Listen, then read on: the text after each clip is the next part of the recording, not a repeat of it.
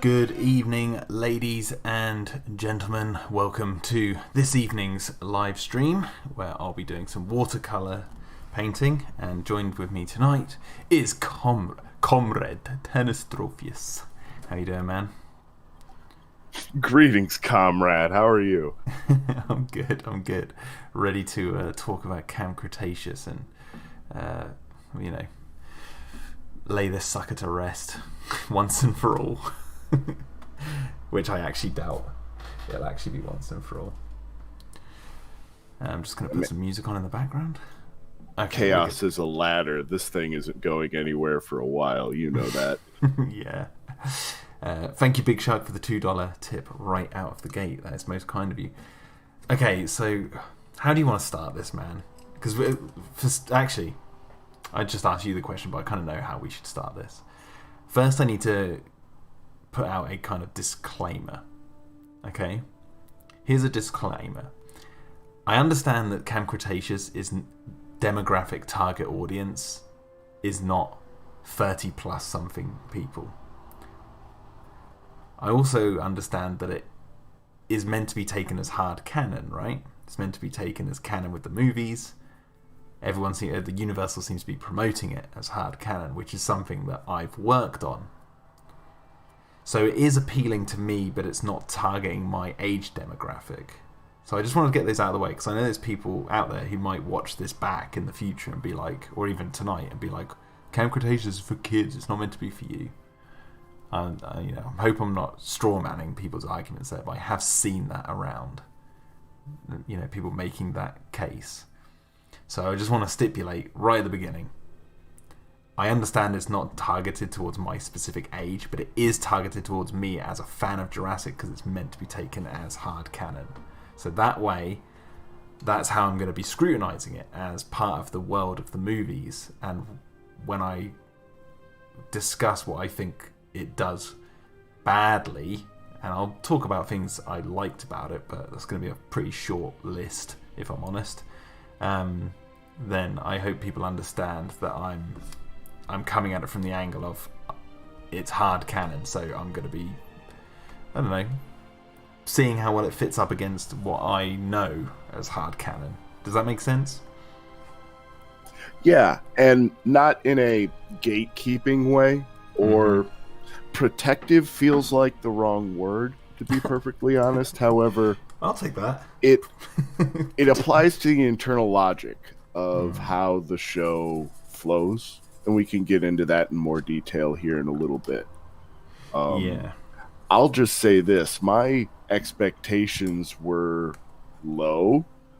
And while I was let down for a number of parts of it, it still went higher than where my expectations were set.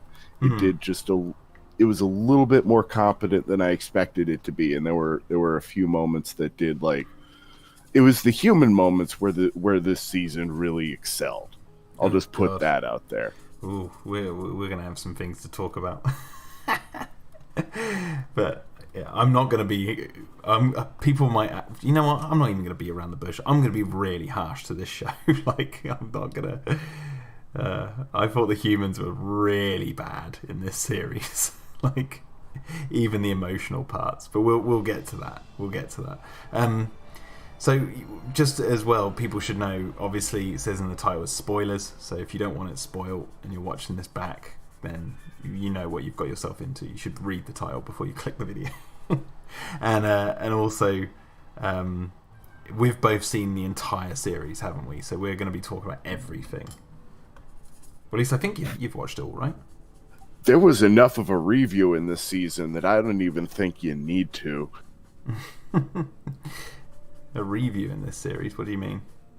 Oh, when the runner girl is running to save Sammy, God.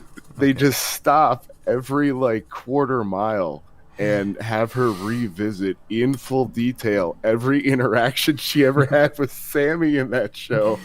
It stumbled over itself. It really did. Quite literally as well. She was stumbling over and then remembering entire exposition of her character. Like the first time it was motivational and it paid off. I'm like, oh, she's really gonna go help her friend. And then the second time I'm like, okay, this is a little saccharine. And then the third time I'm like, how many more do we have to step through? And then they really did. They revisited every major interaction between those two characters. And it didn't play the way I expect they thought it would. See, this is the thing. I thought they were setting those two up as a couple, because I was like, why? Like, I know they're friends, but like the way they were playing it out, I was like, are they gonna like kiss? Is this gonna be like a lesbian thing? Like, I wouldn't mind that. It's just like, is that what they were doing? But they didn't do it there, so I was like, oh, it's just friends. There was a moment I thought they were going to be ballsy enough to kill Sammy, and I would have. They would have put me over the moon on that show. Look, if the series had killed Ben in season 1 and Sammy in season 3, I think it would be. I don't know, people love it anyway, so it's kind of a sort of mute point at this point. But I would have liked it more. I'd have been like, if you had the actual balls to have some stakes for these characters. Now, I know there's always this excuse, oh, it's a kid's show, they wouldn't kill characters. Like, bullshit. They kill characters off in How to Train Your Dragon series made by the same animators.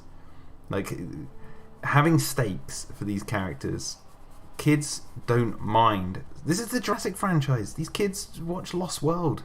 Like, I gotta get this sense that like they seem to think that kids who watch Jurassic World don't go back and watch the old films, you know, and they don't see people. Well, even in Jurassic World, like Zara being killed, and that, it's like the demographic of Jurassic World Camp Cretaceous for me seems to be the same demographic as the movies, at least initially. And then they don't kill any of the kid characters, and they're not kid characters; they're teenage characters. So like, you can kill them. This is the Friday the 13th kids. You know? When they don't sound like 30-year-olds. Because I caught a lot of that this season. Oh, really? I think they sound like 8-year-olds. When they're like, whoop, whoop, oh, yeah, well. Well, like, oh my God, okay, Jesus I'm not going to use their proper names. Code Miko, pink-haired girl, she sounded like an 8-year-old. However, yeah. Runner chick, she sounded like she was 45 in a couple of scenes where, especially on the boat, I don't have the exact moment in front of me, but it just threw me off guard. And that isn't to say fetishizing death or making death like a recurring thing in the show would fix all of its ails. Even if it had the balls to do that, there would be a number of just big things that threw me out of the momentum of the story, because These are episodes meant to be binged all together. That's the Netflix model at this point. And between episodes 7 and 8, they just displace Darius and Ben in the exact same moment. I have a note about that. Just so people know, I have notes, which we'll go through in a second. I want to go through each of my notes that I made while watching the show. But I just want to make a point. Let's jump there. Okay, I just want to make a point about... is it Yaz, the runner girl? She's probably, if I had to pick a favourite character out of all these characters, it'd probably be her, just because at least she seems to be the least cringy of the lot. But at the same time, like, cause here's a positive, right? I liked the moment when she went and sat down next to Sammy on the boat, and she didn't say anything, and Sammy had the whole like run through of what was going on, and then she like said, "Oh, thanks for that," and then walked off, and she was like, nailed it. Like, I liked that scene. That was a nice little cute moment. It didn't it wasn't harmful or anything like that to the show. It was just a nice little character moment. I was like, that is what I like. But oh god, I'll get onto the characters in a minute, especially Kenji. Jesus Christ, Kenji in this series. I did like Ben's arc this season. However, oh god, it's all hinged on oh god, his arc in the series was stupid. In the series overall, yes. In this season, self-contained, I think it works a little bit better because it was pointless though. Because why did he want to stay on the island? Like, why? To protect Bumpy, and then they find the herd. This is the thing. Like, he says several times how Bumpy saved him, and it's like, well, Bumpy can take care of herself. Like, I don't. If they'd have tied that into some sort of psychological thing where he has an attachment to Bumpy because he never had one with his mum, because he brought his mum up in season 1, right? And if they'd have done that, and it's like, and Darius went, no, you, like, they talked through it and they worked out that he actually had like some sort of complex. He wanted to stay on the island because his mum doesn't love him. That's probably why she's not looking for him, and he'd rather stay on the island. If they'd done that, I'd have been like, okay, that's more understandable. But they had none of that. They just said, I want to protect Bumpy, and that's it. It's like, okay, all right. It's like low tier stuff. And then when he gets left on the island, 5 seconds later, he's running after the boat going, let me back on! It's like, so that whole thing was pointless. Just utterly pointless. The music sting didn't really help that matter. I kind of like the idea of a young kid making a stupid, brash, emotional decision and then instantly regretting it. That didn't feel too far off to me. But again, I don't think this show is the best version of itself without even changing any of the core elements. Like, I agree. I really wonder how the writers of this episode feel about how it played out, because I wonder if what they put down on page didn't exactly come to fruition by the animation stage. Yeah, but it's also like with Ben, I mean, I guess the writers are happy with it because it's successful. I don't think they're going to be too upset.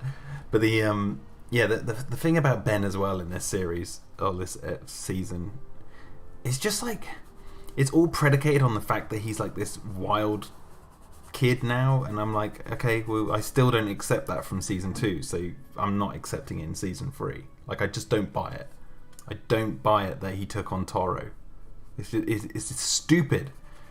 No kid would have taken on a Carnotaurus by themselves. It's law breaking. It's absolute canon, fundamentally canon breaking, that is. Like, no kid done that. Like, there's a lot of comparisons to like these kids and Eric from Jurassic Park 3. Now, as naturally, yeah, and I've said in one of my videos on, I think it's my video called "How Crazy Can Jurassic Park Get?" right, where I tried to like find where that line was with the canon, like how they push the boundaries, and how with each film, like they went up in iteration they went up a level of craziness, but they also managed to ride the line of keeping it within a certain realm of pre-established reality. So, like, you know, you're in a world where you kind of accept that Kelly killed the raptor with gymnastics, or you can believe that the raptor would jump on the back of a T-Rex to fight the Indominus, right? That's the examples I was using.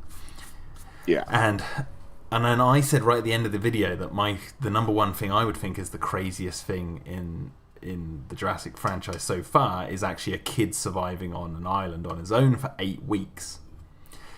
In reflection, I want to say this. With Camp Cretaceous being considered hard canon, Eric seems like a lot less crazy than what's happening in this series.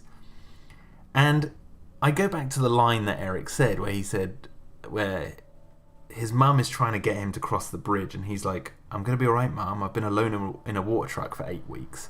Then I'm starting to think, well, hang on a second. Maybe I overlooked that line and I didn't give it enough respect. That previous line, he said, I was living alone in a water truck. So that kind of leads me to believe that he's basically been sat in that truck for the majority of the time. Not really doing anything. Not really going on any spectacular adventures. I know there's the Jurassic Park survival book, but that's not really canon. So it's like, because it kind of contradicts some things. But it's like, you know, he's rollerblading through the Embryonics administration from raptors in that. So I'm like, okay, that kind of sounds stupid. That sounds like something from Camp Cretaceous. But like him being alone in a water truck, if we just go by the films, like, yeah, okay, I can buy that now way more than what I can see in this series and previous series, like Ben taking on Toro. Just everything about it, really.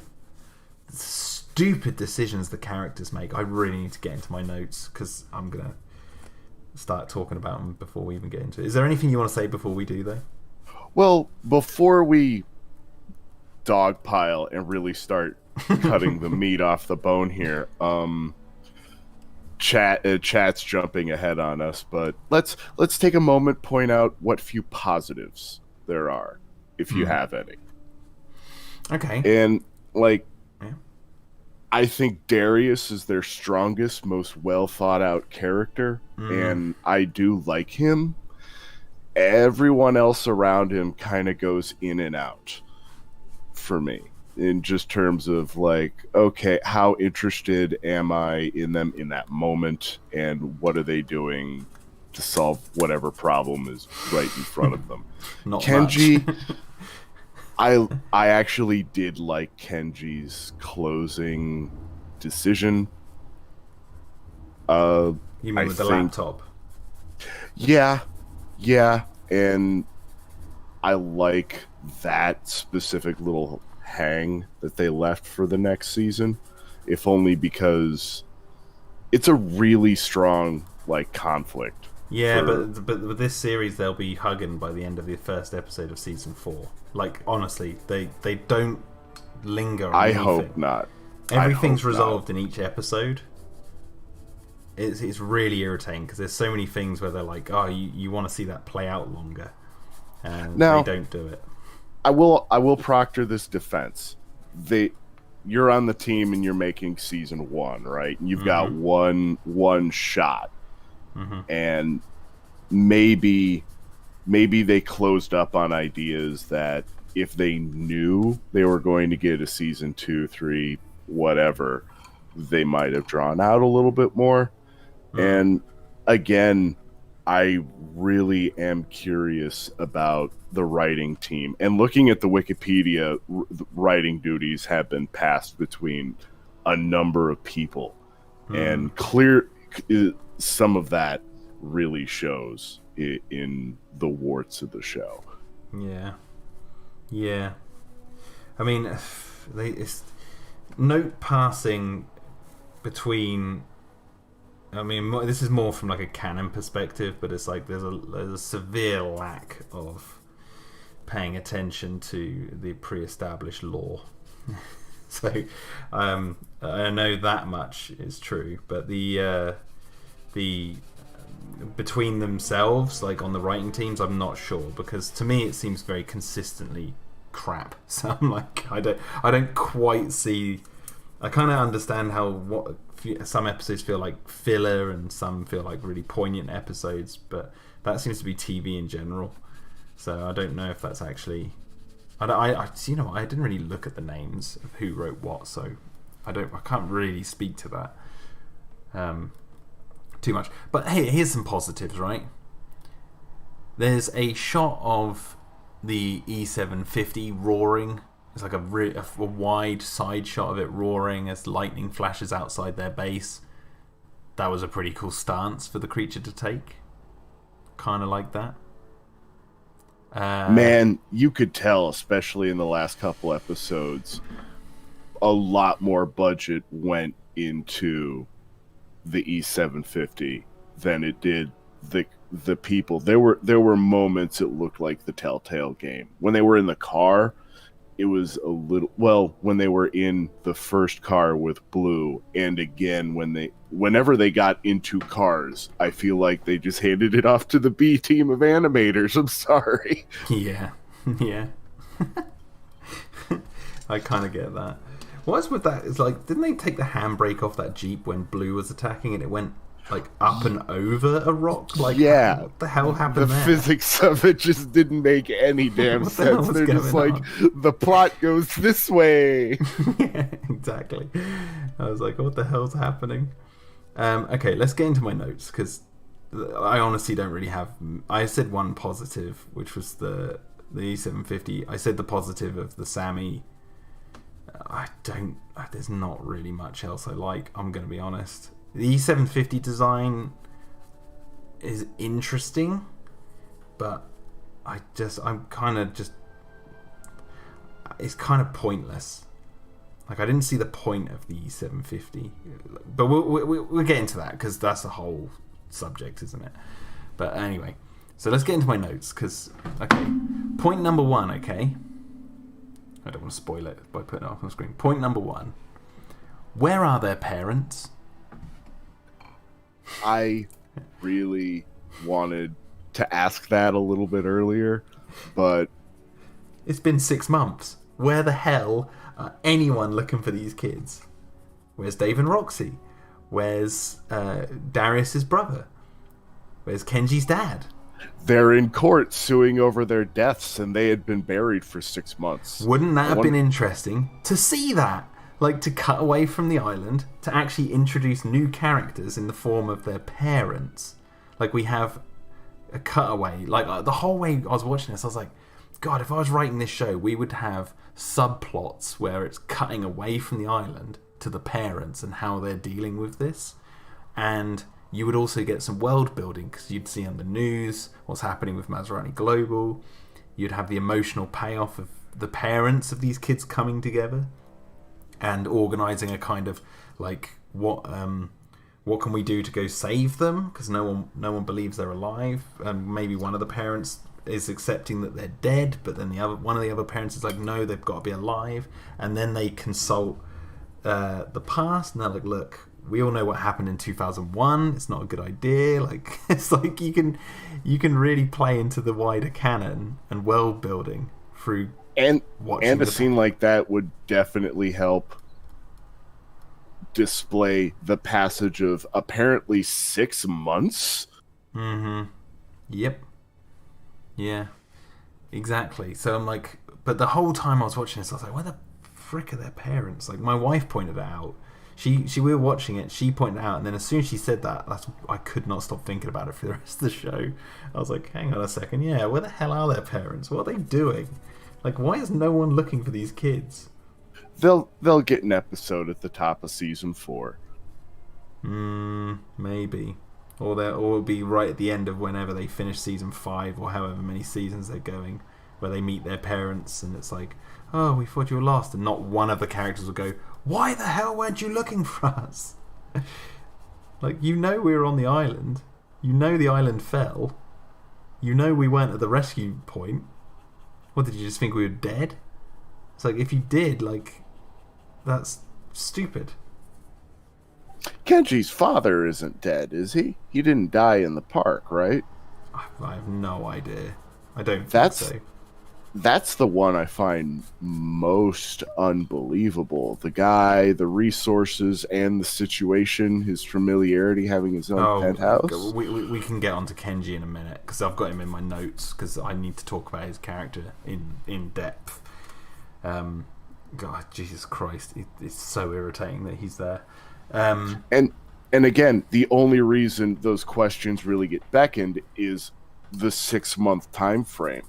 Mm-hmm. Fool me, I was led to believe we were on the scale of weeks here, which even at like 4 weeks, I could still buy, like, okay, everyone's trudging through mud to get something going. Yes, yeah, exactly. Like, the parents are still trying to work out what to do. You know, you can kind of believe it more, but 6 months is like, no, they would have gone there themselves. And like the Kirbys, they would have organised some sort of trip to get there. They would have. I would have, as a parent. I'm like, I've got to go see if they're alive. See something. Okay, try and find them. But anyway, okay. So that's note number 1, basically. Like, just where the hell are the parents? And this even goes for like season 2. Like, where the hell are the parents? Like, there's no sign of them anywhere. Thank you, Big Shark, for the $5 tip. He says, hey, when InGen gives you $6 million for your loss, you'll take it. Wouldn't that have been interesting to see? See Kenji's dad take that money and then walk away, and you see Darius's brother go, no, I believe he's alive. Like, you have some conflict between the parents, and then build on the wider lore. But anyway. And if news of that had gotten out, Eric's story, I would assume, had already been told in some way, shape, or form.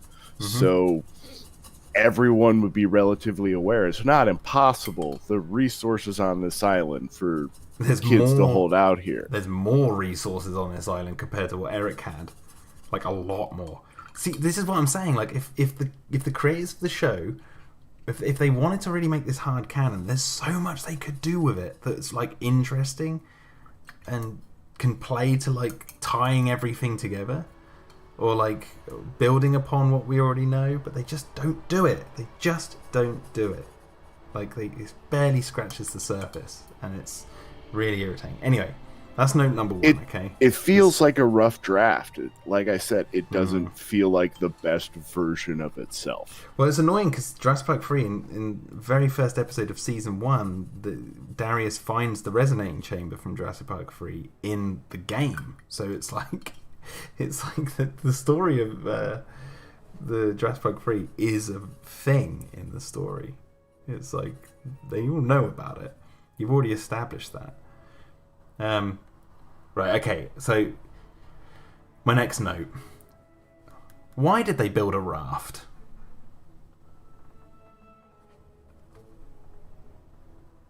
Desperation? Do you not think on this island resort, especially with what's shown in Jurassic World, that there is a swimming pool, that there wouldn't be like inflatable boats somewhere in one of the harbors, like an emergency lifeboat, like a blow-up boat? One of the river rafts, service boats for everything to do with the mosasaur, because you're gonna need a little like off-board motorboat just to get around to service basic machinery. There's also they show there's a beach in Jurassic World, like an actual full-on beach. So like they built this raft. When I'm sitting there thinking, well, hang on, there's so much stuff on this island you could use to make something that is way more buoyant and safe. It's like I feel like this is where I get into my point of like, I feel like the writers, although their target demographic are kids, they seem to be sort of talking down to their audience, because a raft to me is like a childlike view, or what they believe is a child's like view of how you get off an island. And they know it's a 120-mile journey. Like, Darius is that nerd who would know that. And they made that flight. Yeah, exactly. Like, they know how far it's going to be. The raft they built had a tiny sail. It's ridiculous. It's like the stupidest thing I've seen for getting off that island. It's sad. Like, it's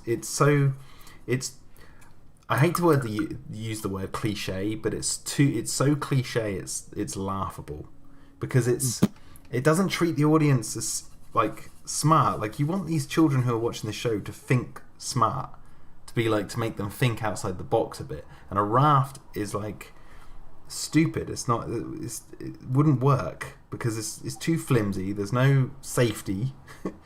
But plus you've already got stuff on the island, so you like use your wits. Go, look, this island is a huge resort. There's gonna be stuff here to do with inflatable boats. Like, there would be. There just would be. Ben would have gotten off the island faster because he would have just kept setting fires, the psychopath. The pyromaniac. And you get noticed from the air, which is like not the worst option if you're really desperate to get off this island. Just start burning shit. Yeah, exactly. I would have been building huge fires and, stay on the beach. Like, or as I said this in a previous live stream, like, you just light a fire on top of one of the hotels. Just get it, or like on top of a mountain. Like, just get it really high so people can look over and be like, hey, something's going on Nublar. They couldn't do that. That would have like killed the entire E750 problem. Yeah.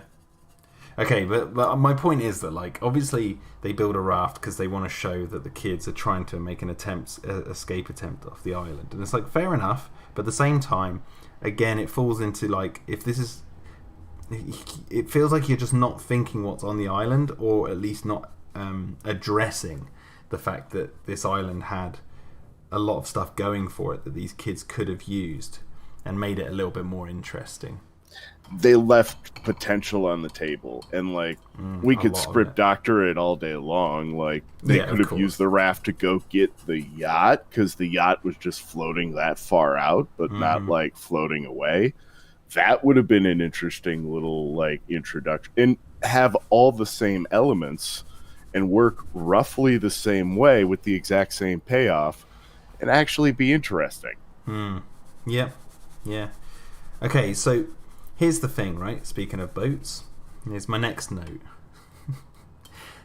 I really think these kids deserve to die.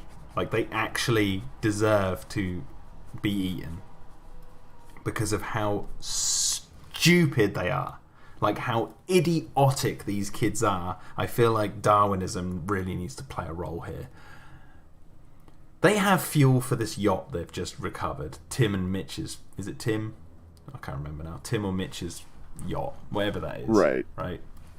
They have fuel for it. They have it working. It's sat there on the dock. Then what does Kenji go and suggest? Hey, man. Let's have a yacht party. Fuck you, show. Fuck you. To the rest. Like, Jesus Christ. And he's like, and again, we got sun. They had an element for that. They had an element to give that whole situation an out by giving it a hole in the hull that they had to wait 48 hours to fix. Oh, like, I guess... move that a little bit further ahead and everything works fine. Oh, speaking of the hole, here's my next note. What made the hole in the boat? Because they're on the dock having their party. The boat rocks solidly, like something hit it, and then they look down and instantly cut. There's a hole, never addressed again. Again, they're talking down to their audience here. Just this hole looks like a gunshot went through the side of the boat. Never addressed. Did they hit a rock? Was that from the rocks they found it on? No. If it was, they didn't notice it before. It wasn't taken on water then. It just like again, they have this moment where they're on the deck, they're partying or whatever the hell they're doing, and then all of a sudden the boat like proper rocks, like poof, and they're like, "Whoa, what was that?" And then cut to they're looking at this hole. It's like they never address it. They're just like, "Don't think about it." The kids now have a hole to sort, and it leads on to this whole fucking thing with these Tyrannosauruses and all this problem that they have to solve, all because this random ghost hole just appears on the side of the boat. And that's an easy fix. Just put a rock in the sea shaped like that hole. It's fine. Like, it's such a minor visual error. You just say when they're pulling up to the dock to go look for... get Ben or whatever they're doing, right? Then he hits a rock that, it's just hidden under the surface. Like, you do it in one fell swoop. This whole idea of this yacht party, I just was like, this broke me. I was like, this is Ben taking on fucking Toro all over again. It's just like, this is something... They've just shown them on a raft trying to escape. They are desperate to get off this island. The whole point at the end of season 2 was they made a big point. We're getting off this island. And then when they finally have all the elements to do so, hey man, let's have a party. Why? Why have a party? Like, Kenji is literally causing these people to kill themselves, essentially. Like, he's fundamentally gonna kill them all. I don't take unnecessary risk with my friends, Darius. Yes, you do, Kenji. That's the point. And I was screaming at Ben to bring up, for Darius to bring that up. I was like, just say it. Say, well, you wanted a party and look at all this it caused. Like, but they never bring it up. Never. It was Bumpy. Bumpy kicked the hole in the side of it. Didn't want Ben to leave. God, I would have accepted that. I'd have been like, cool, right, that's interesting. That's an interesting conflict now that I brought it up as a lark, but now it's like, well, there's plot potential there. Yeah, like Ben is fooling, or like Ben is like looking at Bumpy or something, and then or Sammy's trying to feed it, or whatever she's trying to do, and then all of a sudden she's a bit agitated, and she swings her tail, boom, hole in the boat. Oh God! And I want to be clear. I'm a nobody. I've never been paid to write a word. And like, it isn't, they aren't using their own elements to their most basic logical extent, let alone their potential. No, they just have like a freaking hole just appear out of nowhere, and then expect the audience not to think about it. Like honestly, I've watched that scene back several times. I've tried to find any line of dialogue. Maybe there is somewhere, but I've yet to find it. If someone wants to correct me, then explain it. But I've sifted through that. That was something I watched back like 5 or 6 times, trying to find the bloody moment where they explain where this hole came out in the boat. Because the whole reason, aside from deciding to have a yacht party, that's the whole reason they end up staying on the island for so long after they get the boat, is because this hole appears. And I'm like, well, where did it come from? What caused that? The boat like rocks, like proper looks like it's been hit. Was it the Tyrannosaurus? Would have been nice to establish that. Tanistropheus Army, if you guys can find me the script for this show, I think it might actually answer some questions. Because, like, a lot of these things are just like animation errors that kill the flow and the logic. Like, if they showed, like, the boat rocking and then they looked over the side and they just saw, like, the fin of an Tyrannosaurus going under the surface very quickly, and they're like, what was that? And I was like, I don't know, and I don't want to find out, whatever. And then they go see the hole. Then when the Tyrannosaurus is swimming after them later on, you'd be like, it was them. Also, what the hell is up with the Tyrannosaurus? Like, why the hell are they so determined to kill these kids? Like, what did they do? Someone has knocked at my door. I will be right back. Okay, man. Chat, what the hell's wrong with the Tyrannosaurus? Why are they crazy? Like, I understand it's cool that we see, like, herbivores being dangerous, but, like, what the hell? What did the Tyrannosaurus want?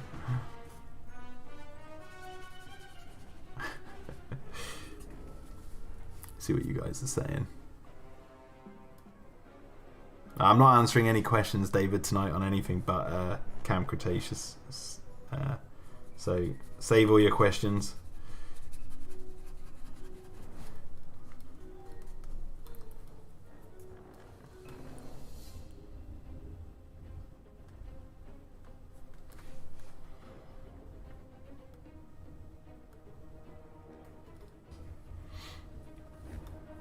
As you can see, I'm working on Rose's hospital room. I'm doing the opposite side to this one. So I did this background a while back, and now we're doing sort of the opposite angle because I realise I need it for a scene coming up.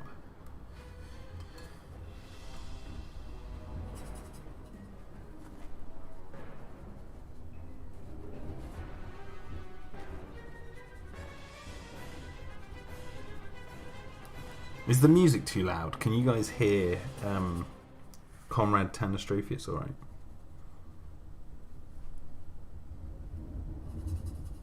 That was an Amazon delivery a day early. I am pleasantly surprised. So the Tyrannosaur. Yeah, I was asking, like, what the hell was wrong with those creatures? Like, I get that it's cool to see herbivores being dangerous for once, but they just were acting like carnivores. Like, what the hell was going on with them? Why were they so angry? they swam after the boat and were like trying to kill them out to sea. It's like, what the hell's happening? That I didn't mind, if only because hippos are super territorial aggressive, and that's a real animal behavior I've kind of been waiting to be shown in a long-term meaningful way. However, they just took the setting from the finale of Jurassic Park the game. Yeah, with the crates and everything. I didn't mind the fact the Tyrannosaurus were that crazy. It was just kind of like the fact when they started swimming after the boat. I was like, okay, well, you're kind of losing me now, because like, what the hell? Like, I don't know. Just kind of a bit weird. It did go a little bit too far, but they left that idea behind and so many other things happened Mm. right after. So, I don't. what's Oh, sorry. I was just gonna say, like, I don't have a problem with the fact that the Tyrannosaurus have just come out of nowhere. Like, some people have an issue with like the Tyrannosaurus and the Monolophosaurus are like creatures that weren't on Masrani's list, and they're just suddenly on the island. That it's like that doesn't bother me only because there's not actually been a full official list from Masrani anywhere. Like, we've never had a full proper list, so it's kind of hard to determine what exactly was on that island. I do wonder if they are incentivized to add more critters. Yeah, they are, of course. Toys. They've got to sell toys. Because, like, the Tanystropheus, what we're talking about, the Monolophosaurus and the Tyrannosaurus, design and name wise, there's no difference between them and any other dinosaur you want to switch in their place. Like Kenji, like Darius brings up that the Monolophosaurus keep to themselves and all that sort of stuff, right? And then they do, and then suddenly there's 40 of them, and they're doing the exact opposite, and they're acting like raptors. So I'm like, okay, you had one chance to show some interesting behavior differences between these dinosaurs and every other dinosaur. Because I kind of like the fact that it was stood there watching them on the segways, and it looks like this big, intimidating dinosaur, and it was looking at him kind of like sheepishly, like, oh god, they haven't seen me, have they? Oh, thank God. Like, I was like, oh, that's kind of funny, actually, and it would be kind of cute to see a big carnivore that's kind of acting like that, because it's different. But no, they just went, completely the opposite way. Which I just want to jump ahead to a point I want to bring up. One of my points I make, right? Where is it? Darius, and I can't remember which episode this is. I think it's like episode 4 or 5. Darius says, or maybe even later, actually, maybe 6, after they've seen the E750. Darius says, God, this made me laugh out loud. He said, "We've survived long because we know how dinosaurs should act." Says the guy who went, "Tyrannosauruses are calm, don't worry about them." Ah! And said, "Monolophosauruses are solitary creatures, they should be okay." Ah! It's like, fucking, you don't know anything about these dinosaurs, Darius. Nothing.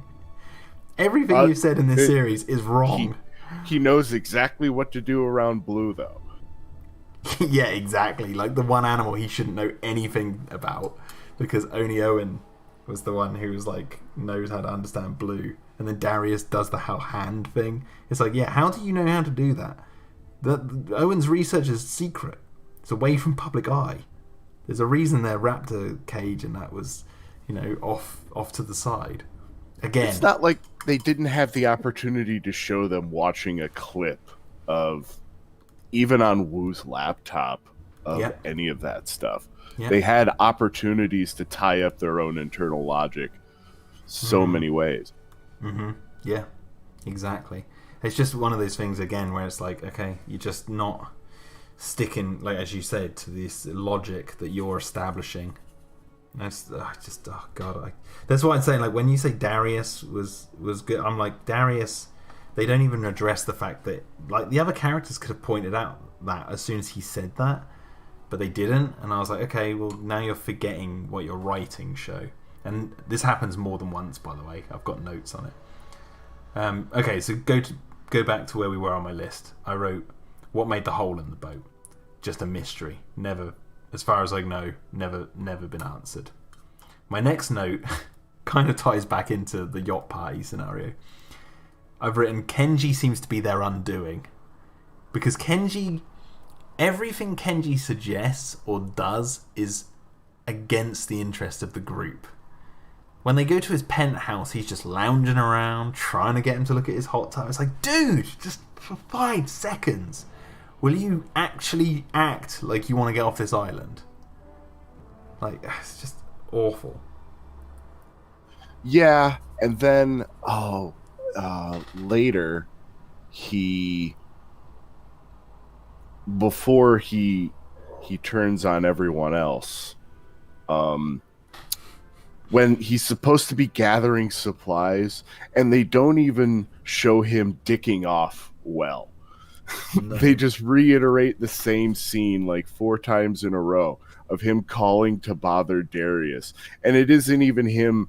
It's him being paranoid about doing anything, wasting time being paranoid about doing anything. That's the thing. It's like he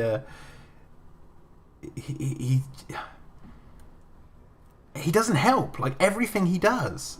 So, like you say, he's dicking off at the thing. It's like, don't dick off. He's meant to be older, right? It's like, how does he not know? Yeah. He's like Kevin McAllister at the beginning of Home Alone. It's like, I don't know how to pack a bag. It's like, and I don't mind that he's dicking off. Show him just actually screwing around and not paying attention to anything, not bothering Darius every 20 seconds about not doing anything. But this is really annoying because, and I've got a note here, every single character in the series seemed to revert back to how they were at the beginning of season 1. Obviously, Ben kind of aside, except for one line he says. So Ben says, you know, when we go back to the world, we're not going to see each other anymore. It's like, that's what you guys were talking about at the end of season 1 when you were on the monorail before the pteranodons attacked. You were talking about how you weren't going to see each other anymore and your lives were going to move on. It's like, why are we bringing this up again? Like, I thought we were past this. But the show seemed to want to reiterate that point again for some reason. And then not only that, they've never heard of the internet.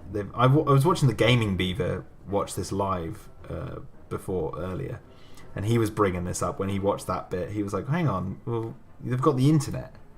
There's no one heard of planes? You can meet up. Like, this is the 21st century. They're acting like, again, it's treating their audiences like talking down to them. It's like treating them like their audience can't think. It's like the character motivation here is we're never going to see each other again. It's like, yes, you will if you want to. You're teenagers. You can do what you like, obviously with your parents' permission, and I'm pretty sure you're going to be seeing these people a lot during press conferences where you're all talking about your survival on the island. Oh yeah, there's going to be depositions and book deals. Yeah, exactly. Like, you're going to be seeing each other probably for the rest of your lives. That's what Darius should have said. He should have reiterated that point and been like, no, Ben, you're being stupid. Like, we're going to see each other a lot. Like, I don't think we're ever going to split up after this. Like, that they could have had some nice character moment there is basically what I'm trying to say. But yeah, so Kenji, but everyone goes back on, you know, what they're, I mean, Yaz literally goes back through her mind over her relationship to Sammy. Like, it just feels, you know, Brooklyn, there's a line where someone's like, Brooklyn, we're not making one of your videos, and that, it's like, yeah, that was silly. It's back to season 1. It's back to season 1. It's like, there's no evolution of these characters, especially Kenji, because he's acting like nothing's gone wrong.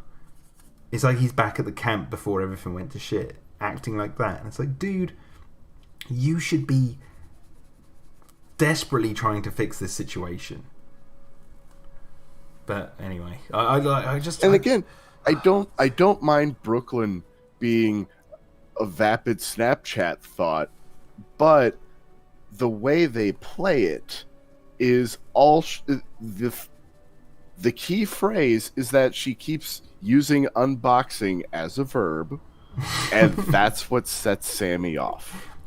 Yeah. That's all. Yeah. Like, she's still enthusiastically following and trying to help. All of the motives are the same. She's just using the wrong flowery language. Yep. And it's like, if they'd point that out, exactly what you just said, if a character pointed that out, that would be fine. But they don't. They act like it's back to season 1. Like, this isn't one of your videos. And she's like, I know. It's like, okay. Like, but I'm still here, aren't I? Yeah. We're still in shared danger, and we're watching out for each other. The core fundamentals of our situation haven't changed for the past 6 months. It's not like we haven't built any trust. Yeah. That's what I'm saying. Like, it feels like none of them have learned anything from what they've been through. And again, on a time scale of weeks, maybe I could buy it. Months? How do you feel about months? 6 months? Oh, God. They're just leaving so much potential on the table. And it felt like they had to skip the plot like a stone across the lake in order to put the characters on the other side of the lagoon when the Mosasaur attacked the helicopter at the beginning of Fallen Kingdom. We'll get there. We'll get to that because I have some things to say about that whole section. Okay, so talking about Kenji, right, and his penthouse. Okay. The totally defensible tower that they easily could have broken into. Yes, right. I had with enormous resources that we saw one room of. Right. Okay. So I complained about how in season 1 or in season 2 they didn't go to the hotels. I predicted they weren't going to use the hotels because this isn't a show with like brains where they go, hey, what's on this island we can use to survive? Hey, let's build our own home in the trees that's really close to the ground and make a slide rather than think we should probably lock down one of the hotels or something, go find canned food in the kitchens and stockpile and then set flares off on the roofs every so often to try and signal a plane or something, right? None of that. But then you get this bloody insane skyscraper of a penthouse that they introduce. And it's like, okay, I made a live stream. I can't remember when. Can't remember exactly which one. Someone in the chat might be able to tell me this. I said when season 2 was on the way that what I would do is have them go to Kenji's penthouse. They break in, and we get this human moment with Kenji talking about his dad and how they're a bit estranged. And then they hinted at it. They built it up. That's where I thought it was going. I think they might lean on it later on, but the point is they hinted at it heavily. They started to do exactly what I was like expecting from, or what I was hoping for the start of season 2. This episode should have been the beginning of season 2. Like that episode with the Monolophosauruses then breaking into the penthouse, that was like almost exactly what I wanted, right? Had his penthouse not been a skyscraper, put his penthouse on top of one of the hotels near Main Street, like it's a top floor one, and they go up there, and we have the whole scene with the Monolophosauruses just in one of the hotels at the beginning of season 2, and I would have no complaints about them not utilizing what's on the island, aside from like, maybe boats. But we're not stretching what's within the show very far. They're just moving stuff around. Just make it more coherent to itself. Mm-hmm. Exactly, and it's painful that we got this episode so late in the game. For it to, so I just didn't care about it. I was like, okay, I don't care anymore because you've already lost me on the fact that they've built their own base off in the jungle when they could have had access to this penthouse, which, as you said, easily breakable. And limousines, like what the hell? Like what the hell? Like I know one of the characters makes a joke about it, like, oh, limousines on island, that's practical. It's like, yeah, but why? Like what? Where are they going in the limousines? Like, are there premieres on the island? Like, I just didn't. The logic of limousines being on that island just was like, what is happening? I could imagine them having 2 because they did have those executives that came in to meet with Claire at the beginning of Jurassic World. Maybe keep one on hand at one of the major hotels in the main concourse, where I can imagine all the big business happens. But there was like 20 in this bloody garage. It's like, how many limos do you need? A fleet. That was a fleet. Oh god.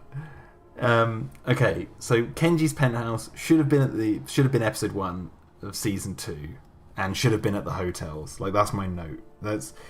And don't get me wrong.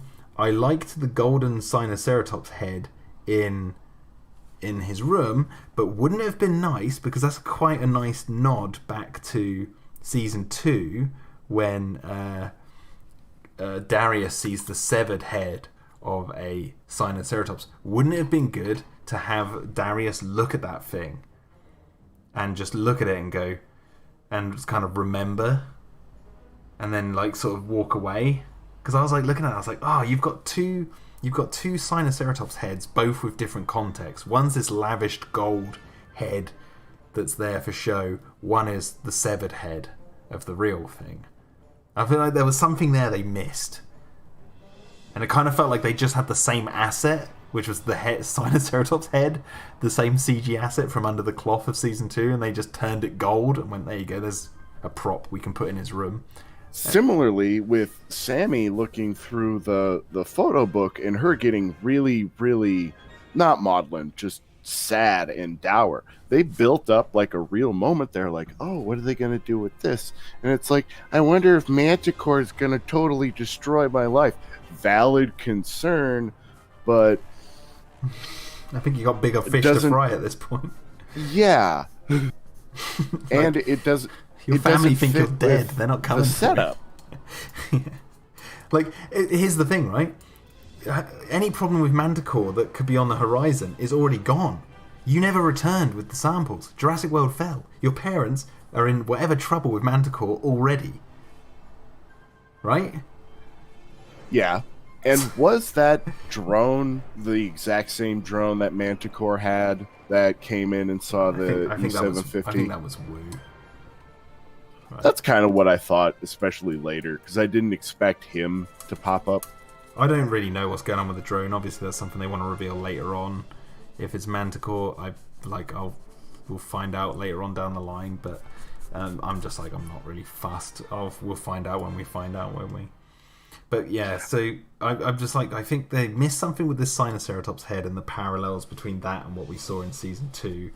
But it kind of felt like they just wanted to use the same asset. And it's like, okay, fair enough, but it would have been nice to have something of Darius looking at that and thinking back to seeing the severed head of one. Kind of a missed opportunity more than an actual proper complaint, in my opinion. And the whole Sammy Manticore thing that she brought up that you just mentioned, it's like, as I said, like any problems that she's worried about her family facing with Manticore if she doesn't get stuff back, like the secrets back, as she said, is already out the window because everyone seems to think you're dead because, one, the show has never addressed what the parents are doing. It seems like everyone just thinks they're dead because no one's coming. So it's like, if maybe someone should have pointed that out to her, like a character said, look, you're worried about what's happening with your family, no one's coming, everyone probably thinks we're dead. I'm sorry to say, like, Manticore have probably contacted your parents, and then you could have this emotional moment where she has to realise that. And then later on the line we'll find out if it's actually true or not. But I just feel like, again, the whole penthouse scenario was a penthouse of missed opportunities. Missed opportunities to have it at the start of Season 2 and be at the hotels. Missed opportunity with the Sinoceratops head, and missed opportunity to address Sammy and the parents. Like, again, Neil Finn art. Does anyone else think that E750 was a bit derpy? Oh my god, should I pull up my meme picture? Go for it. Alright. Okay, when I first saw it, I was like, wow. That is not the sort of design I expected. But I saw it as a still image. Seeing it in motion definitely helped the matter. I did kind of like... I like that they played it froggy. I didn't expect the mouth to move that way. But I don't know. Like, I want to talk about E750 in a bit. Like, I'll go into detail. But if you want to give us your thoughts, go ahead, man. Again, the quills are kind of what kill me, and that matters more when it fights with Blue later on, because Blue manages to avoid getting quilled all over. And I still don't know how I feel about E750 just as a design. Its hands are too human, but at the same time, I like the way it moves. Yeah, yeah. I liked E750 in terms of its design. Its roar I liked, even though it sounds like they are like it sounds like they got the that noise from the Alien trailers, that boop, and then they like edited that. It really sounds like they've taken that sound and turned it into a roar from the Prometheus trailers. I definitely I definitely think they gave Bumpy a number of Chewbacca sounds. Now that you mentioned the sound design. Yeah, but yeah, I'll like E750. I want to talk more about that in a bit, but yeah. But anyway, there you go. Everyone can see the image I made. E750 looking like Simple Jack and a critter mixed together. But yeah, like you said, it missed opportunities, and that is kind of the motif for the whole show for me at this point. Like, because they raise a lot of really interesting situations and questions, and even the characters, I'm like, oh, if you just followed through on that one idea, this would be such a more impactful moment for these characters, and they just leave it lying on the table. Yeah, that's again that all ties into what I'm saying when I say they talk down to their audience. Like, and these are kids. Like, when kids watch show, the one thing I would want to do is make a show for them to feel smart watching. Like, to make them go, I haven't actually thought about. Like, I wouldn't have thought of that, but now I'm seeing it, I understand it, and now I would think like that. That's what I'm saying. Like, when you have an island with all these assets on it, like the hotels and stuff, it's important for these characters to actually utilize what's there. Because these kids are watching Jurassic World, they're taking note of all what they see on screen, and it just seems idiotic for the people not to do that. And it seems like to me they are talking down to their audience. That feels a little bit more vindictive than I'd be willing to stake my flag. What I do think speed is a big factor here. Because of course, yeah, a little bit more time in the oven, and not even fixing half of some of these ideas, even if they don't flesh out all the animation things, just give your actors better lines to read. When you're on season 3 at this point, I get season 1 tepid waters, dip your toe in, milk toast, keep it fresh, keep it relatable. But we should be invested now, and we want to know where these characters are going, and they're spinning in the same circles. Yeah. I mean, personally, I wasn't invested, but for those who are, yeah, they. I can be. I'll give it a shot. Give it Star Trek. The first 2 seasons of Next Generation are kind of a rough ride if you don't know what you're in for, and you're not a fan of TOS.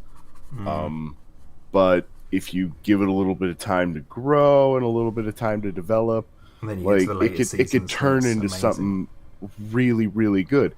And that's what's really disappointing about the show, is that it's this close to being like really amazing. Yeah, I mean, I think they fundamentally, like, at least with Next Gen, they didn't mess up the canon of previously established stuff. Like, it's not set at the same time as the original series for them to mess up what's going on. Whereas Cretaceous season 1. Not to nitpick and get down a rabbit hole here, but the initial backlash to Q was a little bit harder than you might expect. I can imagine, yeah. But yeah, I mean, and they do like, and in the first episode, no less, omnipotent God that can change space, and he's a recurring character. But we're not here to. But my point is, it's like the it's next not generation. It's not season 1 of Next Gen didn't take place during like season 4 of the original series, and you're seeing things from different angles and believing that those characters are meant to be happening at the same, like, Do you know what I mean?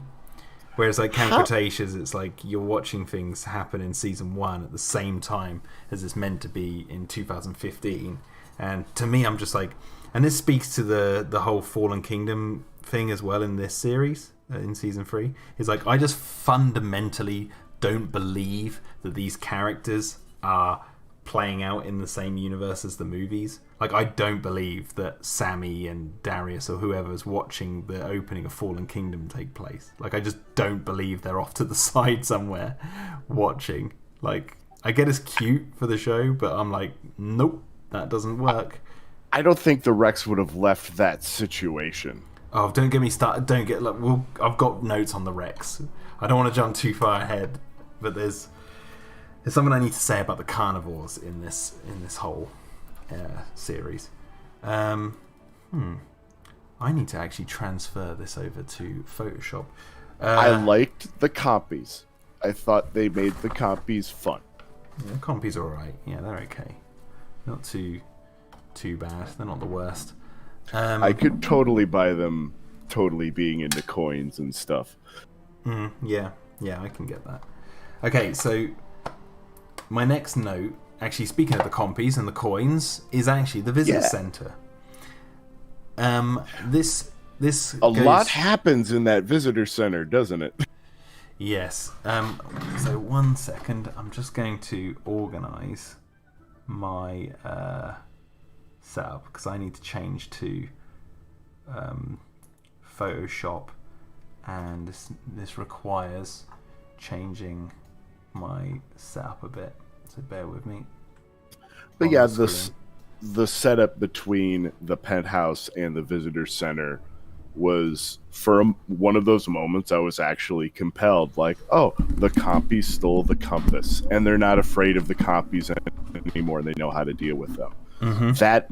That was one of those moments where I'm like, okay, this is heading in the right direction. Let's see where this goes. And they get into the visitor center, and we see the environment. I like it, and then I'll let you take over when Blue enters the situation. Well, I'll get onto that in a minute. Sorry, man. My camera's just cut out because I'm changing my setup. Sorry, guys. Bear with me. Technical difficulties. Please stand by. Well, I'm not going to get the camera working because I need to shut down OBS and start it up again for it to work, and I don't want to stop the stream. So we're going to be sans cam from now on. But I do need to reorganize. We do have just blank screen save for the bar. Okay, your window is up. Cool. Yeah, I just need to change what I'm working on right now. We're going to be working on this, and then let me organize. Where's Photoshop in here? I need to organize Photoshop because it's kind of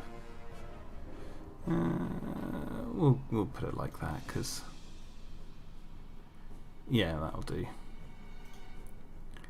Okay, perfect. Now I just need to sort out taking a picture and reorganize the chat so I can actually see it.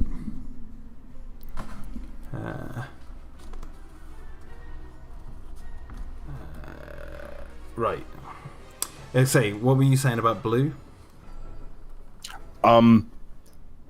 They find their way into the visitor center trying to chase down the compass, and then Blue enters the situation, and I wanted to open the floor for your opinions on Blue walking in, because the whole copy element, everything up to that point, not bad. Yeah, I did. Well, it didn't. It was a bit kiddie with them chasing the compies. Like I feel like the compies should have been much quicker than they were, but that's a real nitpick. So it's not really. They were up against the running girl. That's true. Oh, yeah, I will never remember their names. And it was a nice little moment of where I think the show was the intent lined up with the execution. Okay, yeah, that's fine. Then don't switch. Then Blue enters the Sorry, bear with me. I'm being all faffy now because I'm trying to find my the file I've just done. Blue looks good, and their render of the inside, when I first saw it, looks all right when it's kind of a bit of spectacle. However, I do think it kind of turns into like a background image upon which 3D models are moving towards the end. Like, I don't get what you mean by that. The dinosaurs felt and the characters felt on top towards the finale of everything going on. Like, they didn't feel integrated with the scene. Okay. Visually speaking. Which scene, which bit are you talking about in specifics? Just before they tear the fucking thing down. Oh, the fight between the E750s and Blue. Which I don't study architecture often, but I don't think it works like that. Yeah. I didn't really have too much of a problem with that. My issues lie deeper. Just bear with me for a second, man. I'm just I'm trying to find something. Compositing. That's an excellent word, Neil Flinart. Ah, here we are. This is what I need. So this is what I need to find. And then I need to open up.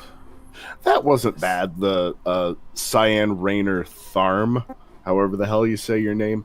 Clever boy, clever girl. That little moment, that was cute. Yeah. Okay, so let me get onto this scene we're talking about. Okay. 1.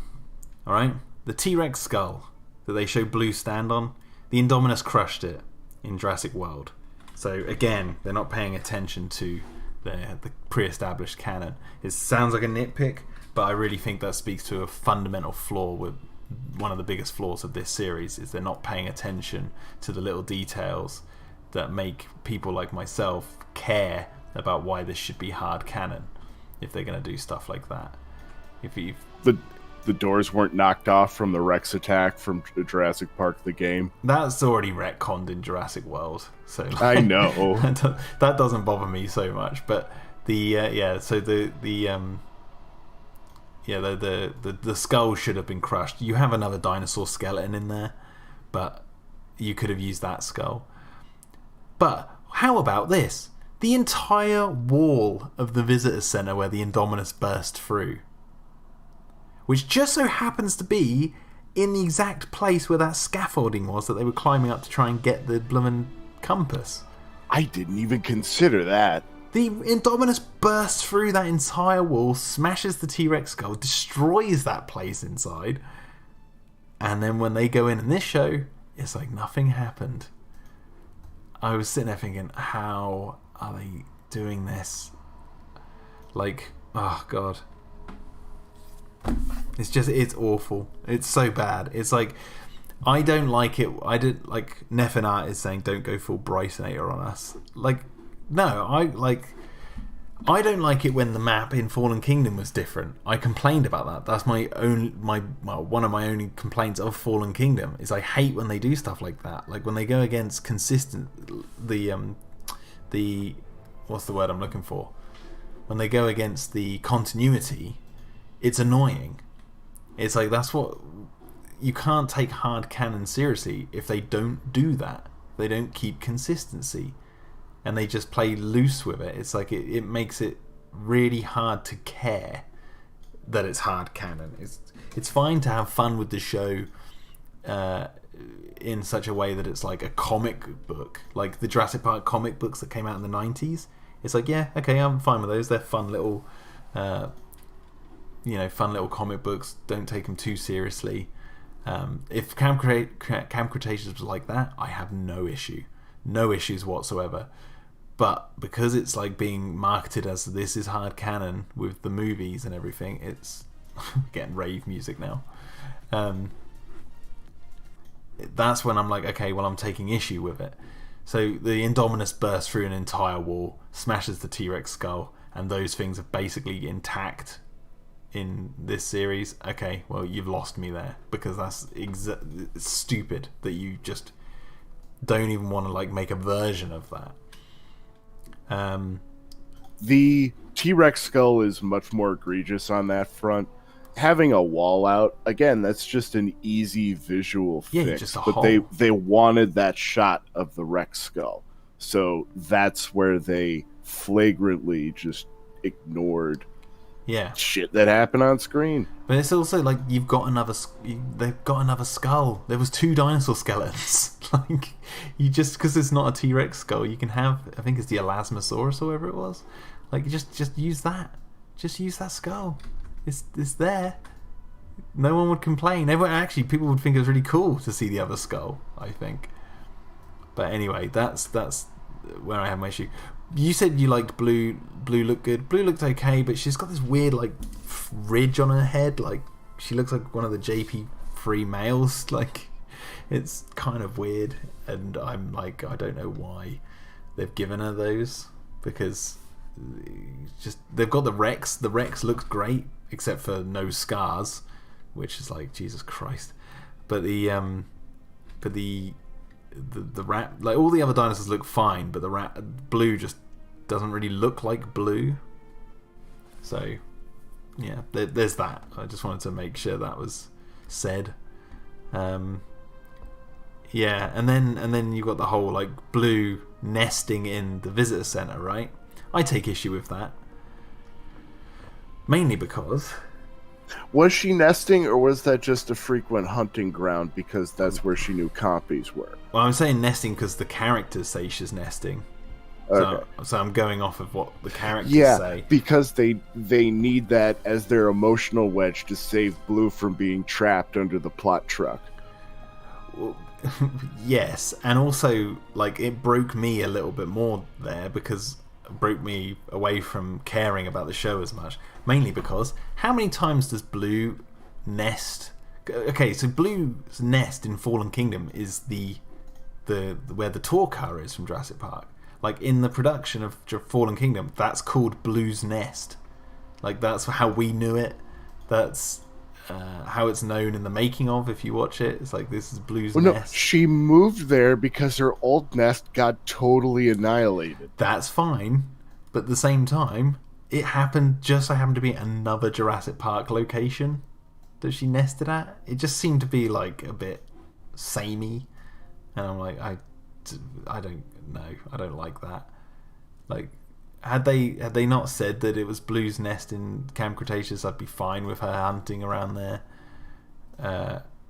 But yeah, like, cause that would establish like how where Blue would get some food and stuff. It's like, oh, she's eating the compies, but they even have the blooming compies at the tour car when we meet Blue in Fallen Kingdom. It's like that does remind me, we did jump past this moment. How did you feel about the Dimorphodon eggs being where they were, and how that whole sequence was executed? I didn't mind that. I didn't mind because it's like, oh, you're answering where the Dimorphodons have been. But at the same time, I was like, if you had the Dimorphodon asset, couldn't you have just thrown a couple of them in there in season 1 when the Masrani's helicopter broke the Avery? You only had pteranodons in that scene. Like, you could have thrown in some Dimorphodons because, you know, they were there in amongst them. Again, ignoring things, the details from the canon. Like, it all adds up. It really adds up, all these tiny things. Like, and it all started with me, like, when you saw Masrani's bloomin' helicopter in season 1, and it looked nothing like the helicopter from the film.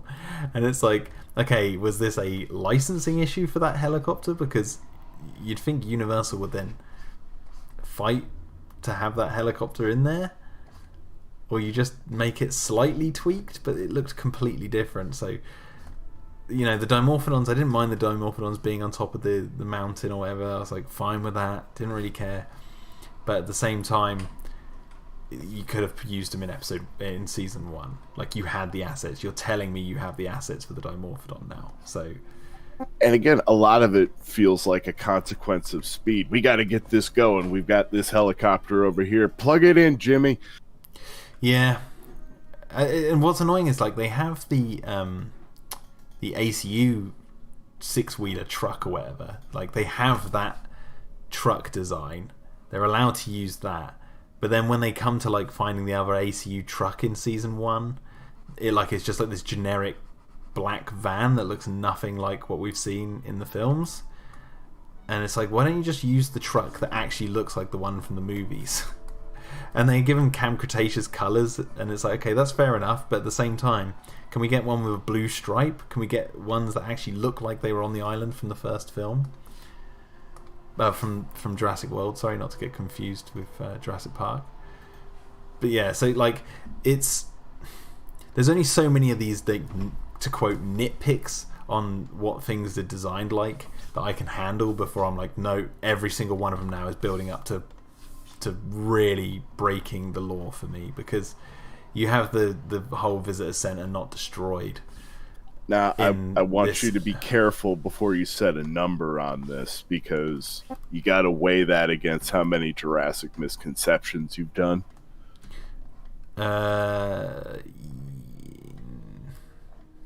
If only on some level. If only, I'm just trying to think, because the misconceptions I tackle aren't like, I don't do a misconception on why the map's different in Fallen Kingdom, and I'm trying to answer like that. Right. That's a mistake. Like, they've come out and said that's a mistake, and like, that's fine.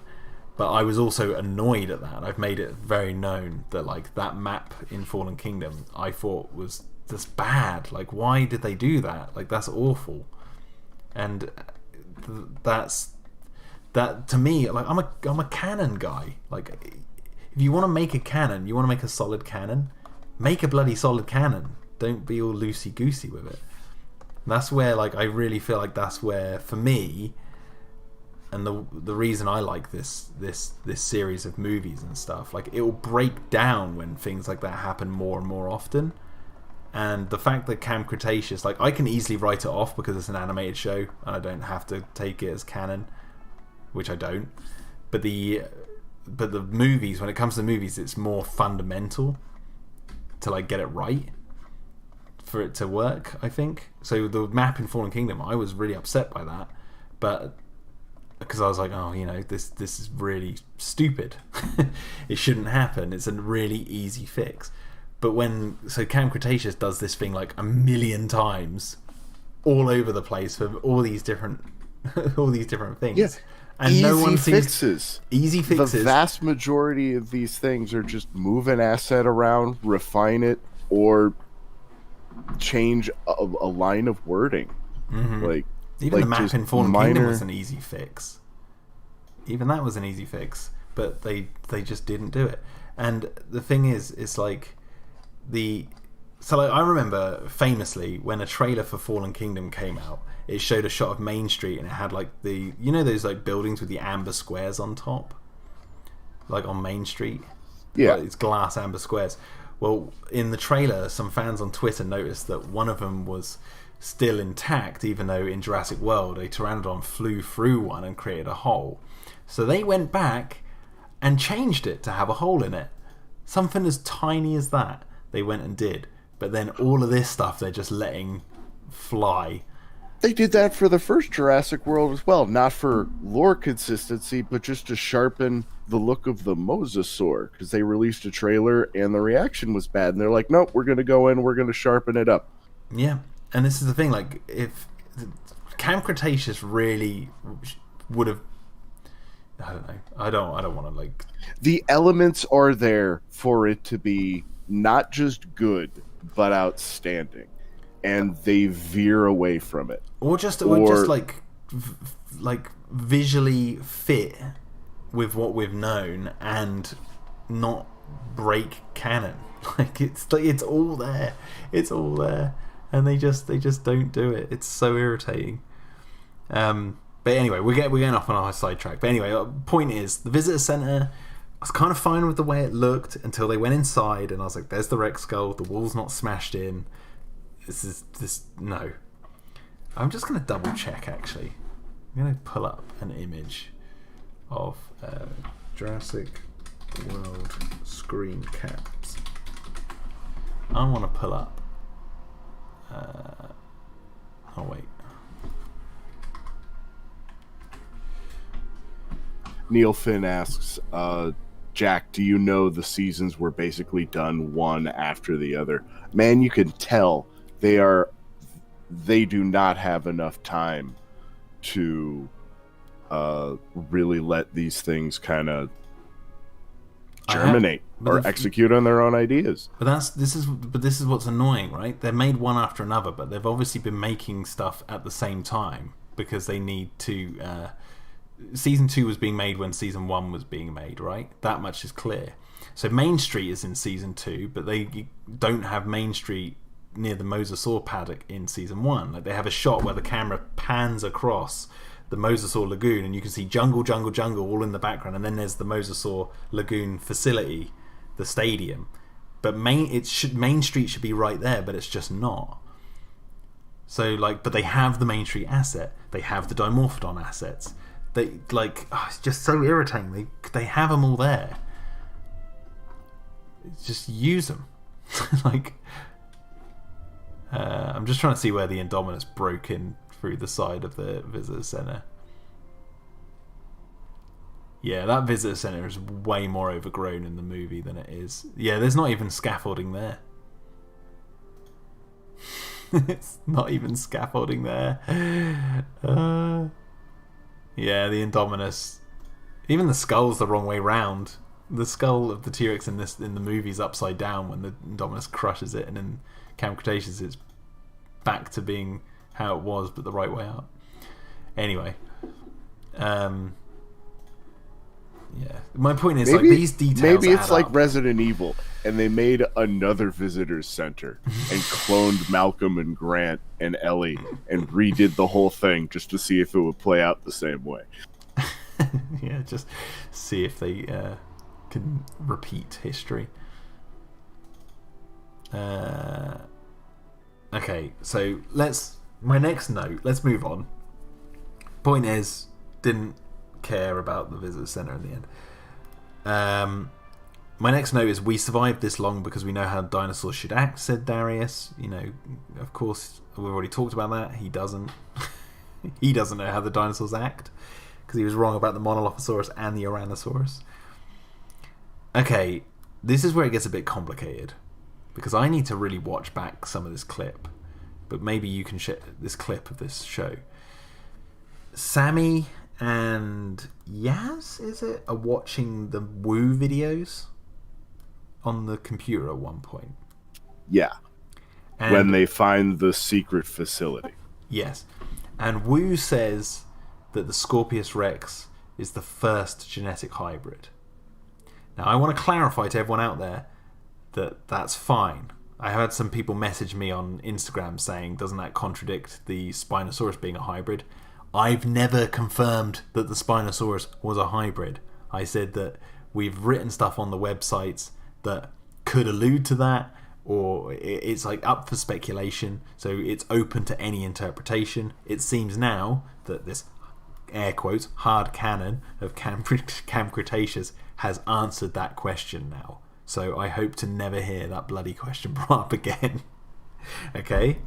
Done. Just want to make sure that that's clear and out there.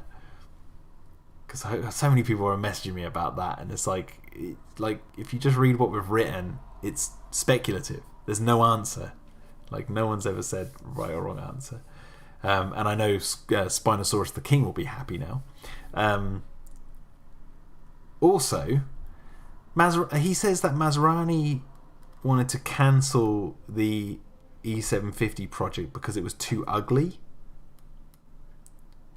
And doesn't he say something else? I want to know what, can anyone, what's the dialogue in that sequence? I don't know if I can pull it up while we're recording because I want to make sure, but this is something I wish I'd gone back and watched now before the stream.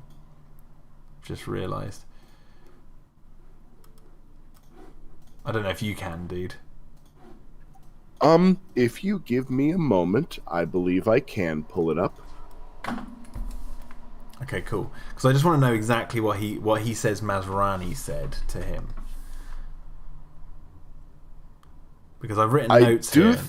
I do think there is only the one line about it being too ugly And then that's the same video, and it was too unpredictable, he said. And then that's the same video he gets attacked. But I will have the video up shortly. But I want to know if he said that Masrani said it was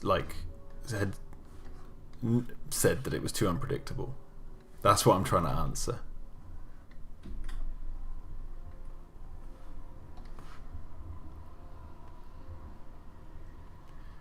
What are you guys saying then?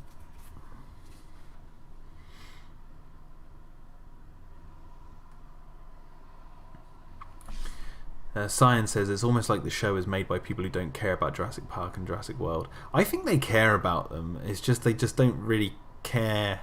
You know, you can tell that there's passion behind it. It's just that they just don't seem to care about continuity, and that's really irritating as someone who does care about continuity, who's worked on trying to. You know, fans complain about how the canon is all over the place and sporadical, and when me and Tim and everyone worked on the viral sites, we were like, okay, we have an opportunity here to really try our best to tie things together and make it work as best as possible, and we'll leave some, you know, story threads on the table for future writers to use and build off of that can be open for speculation.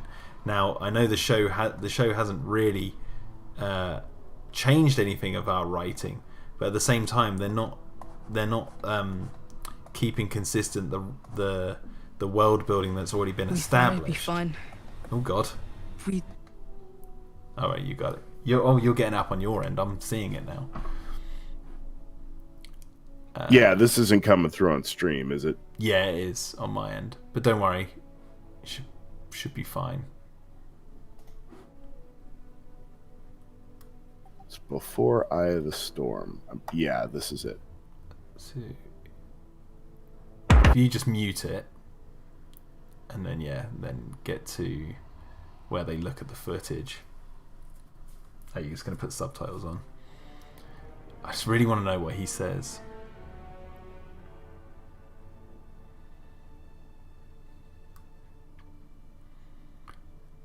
Okay, we're watching it back now for people who want to know. This is transformative content. We're talking over this. Yeah.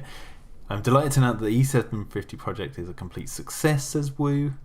I've created the world's first hybrid dinosaur, the Scorpius Rex. Dun dun dun! Yeah. Granted, its appearance and behaviour is a bit unusual. It says, but no one can deny this is an unparalleled scientific breakthrough. That's video 1.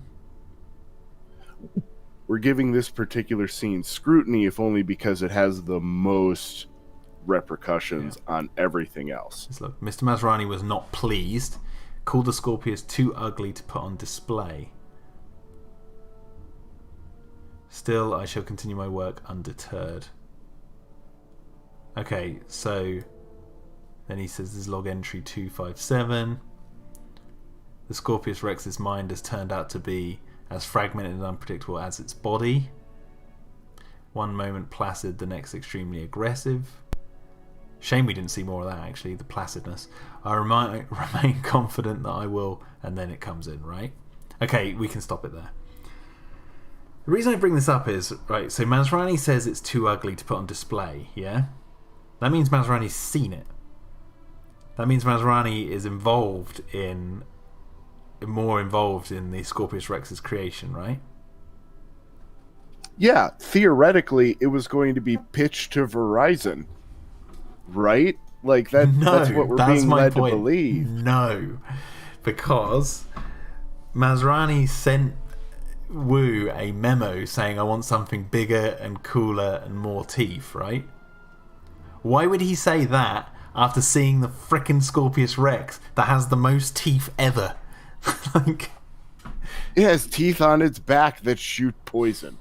But also, when Henry Wu and Masrani are talking in Jurassic World, Wu says, you know, I'm not at liberty to reveal the asset's genetic makeup. Modified animals are known to be unpredictable. And then Simon Masrani is like, it's killed people, Henry. The way they're talking is like Masrani has no idea about Wu creating Like, he greenlit the idea of a hybrid, and the Indominus is the first one. Like, everything in Jurassic World is, like, basically screaming that the Indominus Rex is the first genetically modified hybrid that Masrani is aware of. The whole point of that movie, you know, when Owen goes up to him and goes, like, you should have a word with your guys at the lab. That thing out there is no dinosaur. Like, everything in Jurassic World screams that Masrani has never seen a hybrid before. Like, that's the whole point, right? And yet this show just suddenly comes along and goes, no, he was involved in the E750 project at the beginning, and he said it was too ugly to put on display. I expected at some point some kind of throwaway line of, oh, the E750 was still the genetic template for the Indominus, or like them to smooth it over that way, or like we bred it parallel with the Indominus, and like this, because it's a smaller animal, it just cooked quicker. Or you just say that we didn't tell Masrani it was a hybrid. Yeah, or just change the line like, I pitched it to InGen, I pitched it to Hoskins, I pitched it to anyone but Masrani. Yeah, because Masrani at the time was obsessed with dinosaurs. He's obsessed with bigger, louder dinosaurs. Like that kind of thing. Like, there could have been a throwaway line of dialogue there. Now, I get that this, like, you can there's wiggle room here to say that it doesn't break canon, but for me, it does, because the fact that Masrani knows about the E750 project just makes me watch Jurassic World. Like, if you are to take it as hard canon, it's like, no, in Jurassic World, he doesn't know anything about hybrids outside of the fact that he greenlit one to be shown straight away, and it was the Indominus Rex. Like, everything in that movie is screaming that he just frivolously agreed to make the Indominus Rex without knowing the repercussions of what a genetic hybrid could do. But this show seems to think that he saw the E750 and went, this hybrid is too ugly, we can't put it on display, and then left and was like, okay. But, or did he know it was a hybrid? Like, they've kind of left it to, well, they haven't really left it to your interpretation, because I don't think they've interpreted it themselves, if I'm honest. It was just a throwaway line that somehow got past the higher producers in just making sure everything's consistent. Because it didn't, again, like, a little attention to detail, and this problem's just avoided. Yeah. But like I said, like, there is wiggle room. Yeah, the Big Shark says, nothing in Camp Cretaceous is natural. Like, the way he says that to Masrani in Jurassic World is him, like, we've always spliced the... Oh my god, I need to pull up this speech, because I just think it fundamentally ruins that in Camp Cretaceous. Jurassic World transcript. La la la la la.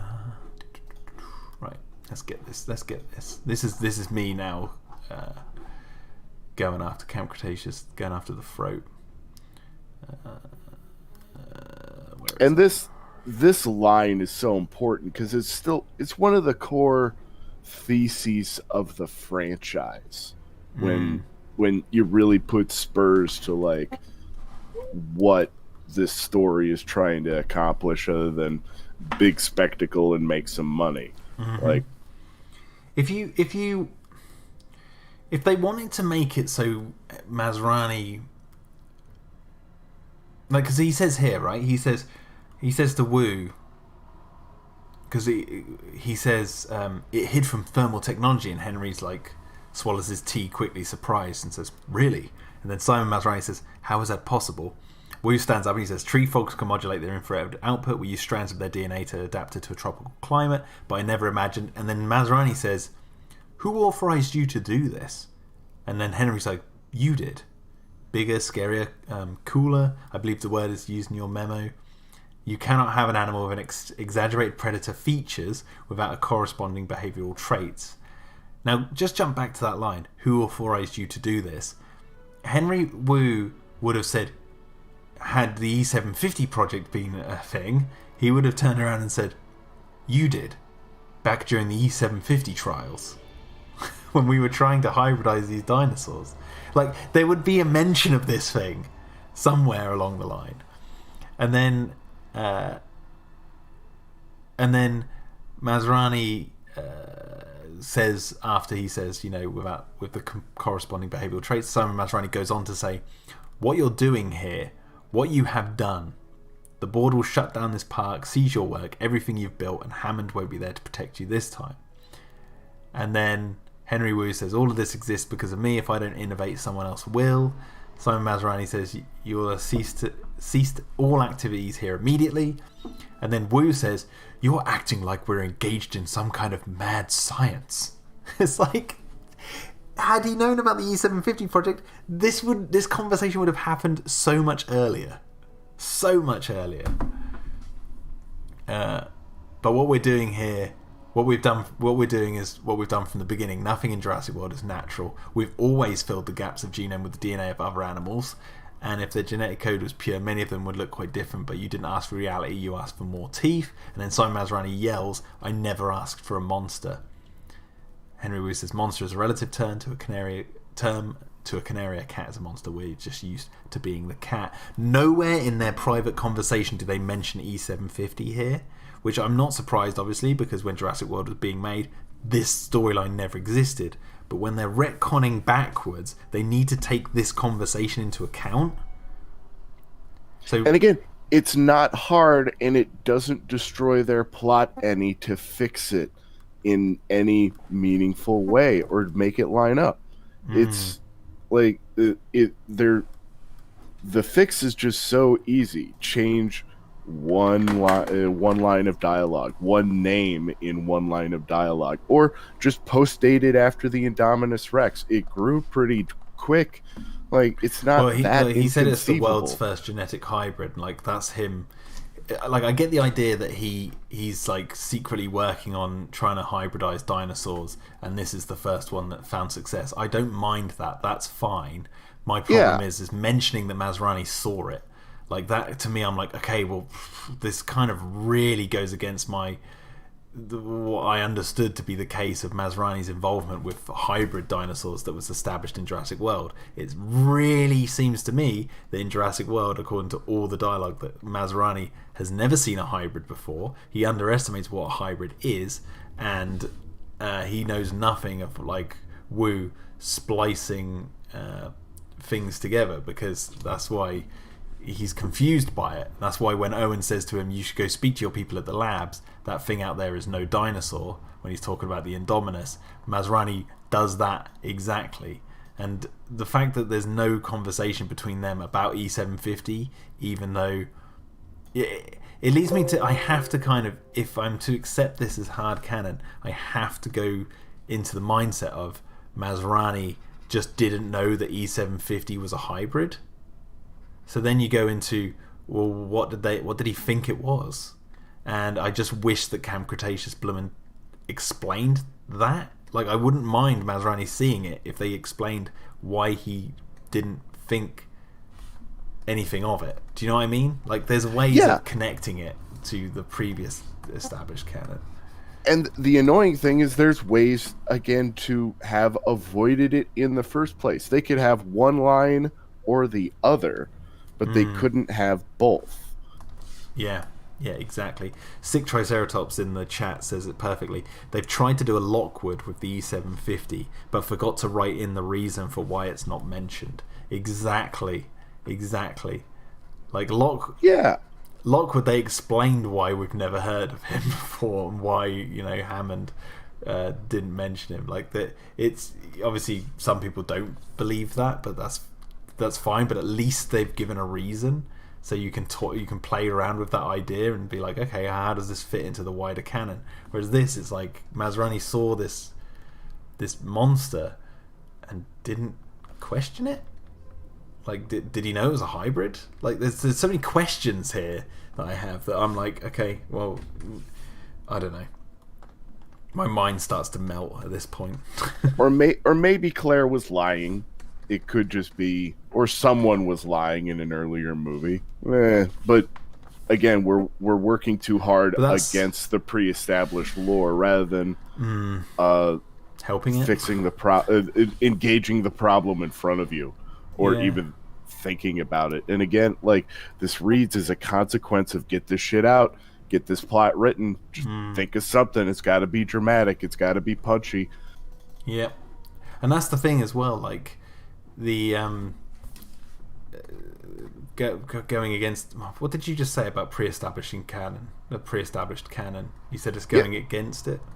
Well, in suggesting that Claire was lying, it's working. It's working to rewrite the original movie and putting more onus on what happened in that scene, rather than solving the problem yourself as a writer on this show. Yeah, and it's like, speaking of that, because that's why I asked you to repeat it, is because it reminded me, like the Simon Masrani and Wu conversation I just repeated. That's a private conversation between those two characters. If E750 was ever going to be brought up as a hybrid, that's where it would have been done. Especially if Masrani knew it was a hybrid. If he didn't, then okay. But Cam Cretaceous would need to have clarified that, but it just didn't. And then got attacked by it. Yes, exactly. Yeah, we got attacked by it. Yeah. So why is the bottle for E750 anti-venom in the Raptor compound? I don't know. Well, no, that's where the lab is. That's where the lab is where he grew the Indominus Rex or whatever. They make that point. That's the lab where they created it all. That I'm okay with, kind of. But it kind of seemed like Wu was making this sort of stuff in that secret lab behind his lab in the Innovation Center. But, you know, whatever. But I don't know. Anyway, that's that scene. The tropical storm was shitty. 4 out of 10. Tropical storm. I was just trying to think when that is a nitpick. Okay. I just want to go. The river was very well animated, though. Yeah. The rushing river, that was fine. No, I don't really complain about the environments too much. And whatever. What was I going to say? They do when they punch mysterious holes in your boats. Oh God, yeah. I mean, what created that hole, man? It's so stupid. Again, a rock solves that problem. Oh my God. I can't remember what I was going to say now. I was going to go on a tangent that's away from my notes about what we were just talking about. Oh, E750. I just want to give my thoughts. We did, because we're on that subject now. Like, we did kind of briefly touched it. Enters the story fully. Yeah. Like, the design, I know I've got my meme. I'm going to pull it up one more time for everyone to see my meme image that I made. Obviously, when I first saw the E750 thing, I instantly thought of Simple Jack and Critters. But I liked the design in motion. Like you said, like looking at the still image, it was like, oh my God, that looks derpy. But seeing it in motion, seeing it in the low lighting and stuff kind of worked. I didn't mind. The roar was cool. I liked the way it climbed trees. I like the way that it used its spines. That's all fine. I kind of wish we saw its docile side more, because there was a scene where it was like attacking the kids at their camp, and it cornered all of them, and I thought suddenly it's going to turn. It's going to just like stop attacking and look at them, and then act all docile, and they're like, what the hell is it doing? And then it just sort of wanders off, or like just sort of sits there and starts like licking one of its legs, and they're like, what's going on? Oh yeah, I don't think a car battery can power a fence. Just a little note. I don't think it can do that. No. That speaks to the whole like using a camp rather than the hotels. With a bunch of wood and pallets on it, you're just waiting for a fire to happen. Yeah, we know that the creators of the show don't really know physics. A polyfiller isn't going to solve a hole in the boat. I could buy children doing that I could buy children trying it and thinking it would work, but it not failing is the problem. Yeah. But anyway, no, it's E750. Like, I kind of wished that they had a moment where, like, its docile side that he talked about really came out. Because it would have been so creepy to have it sitting there licking its leg after that initial attack or something. Like, just sitting there like a cat. And then all of a sudden, like, one of them tries to walk away and it, like, is all skittish. And they're like, what do we do? Like, do you know what I mean? Like, something to make it a bit more... he said it was placid one second, then crazy the next. Like, they didn't... It was just seemed to be crazy throughout the show. So... Until someone lit a fire. Until someone lit a fire, but, you know, Wu was saying... I don't think Wu was saying it was acting placid and then crazy. I don't think they were lighting fires. So... Well, they didn't establish that, at least, if that was meant to be the case. And also, the whole E750 making another one, that's in my notes now, asexual breeding. So and that they're the exact same size, age. Yeah, I was like, what is going on? When did this breed? Like, when did that happen, and why has it grown all of a sudden, like an adult? Making a younger one, like half the size, that's growing rapidly, would have been more interesting. Yeah. You know what would have been a nice nod to? The book with the young T-Rex. Yeah! Yeah, I know. They completely missed that trick, didn't they? I love how we're, like, sitting here for 5 seconds and we can instantly think of things like that. And it's like... How many bloody Plus, it's a smaller model. They'll save some money. That's how that works, right? Yeah, you got more marketing material there because you got your baby 750s toys. Like, come on, like, it speaks for itself. One is slightly darker and has redder eyes. Like, come on. Yeah. But yeah, it's like. They really could have utilized a smaller E750. The whole time frame of the thing being like, I was losing it. I was like, what? When did this thing clone itself, and how long has it been? Because the other thing I was thinking is that these were the two juveniles, and there was a big adult somewhere. I'm like, oh, are they gonna try this? But no, they didn't do that. Yeah. That would have been kind of interesting. Like they're... Yeah. Sorry, I'm just looking at the painting I'm working on. I think, you know what? I might be... I need to add details on the table, but I'm going to save this and then flatten it. Okay, well, so we... Yeah, so I can knock that... that off my notes. E750 can asexually breed with a question mark and exclamation mark. Yeah, so E750 in total. I don't think it was really needed. No, in the Indominus, self-pollinate, not just asexually, because the raptors asexually breed. It can self-fertilize. Oh, okay. Yeah, I see what you're saying. It's kind of like Godzilla 1998. Yeah. Yeah. But yeah, I like the E750 was okay, but it was completely pointless. Like, what did it add to the world building? We've already got the Endoraptor and the Indominus. The Indominus was the precursor to the Endoraptor. The Endoraptor was a prototype. So the E750 was like a prototype of the Indominus and the Endoraptor, but why? Like, I didn't really get that. I just didn't understand like what its purpose was in the story. Like, I understand the Endoraptor because it's like that's a prototype of the main goal they're trying to get to, and you know, we're trying to, the characters are trying to stop them from reaching that goal of militarized dinosaurs, which luckily we'll never see. But we kind of see the early steps of them trying to get there, and that's what the main characters are fighting against, and they successfully do that. But I just don't really get the point of the narrative significance of E750. being what it is. You know, I just don't get it. It's what they needed for the show. Honestly, like it could have been a young Rex or a young Indominus, like just another Indominus they had in backup.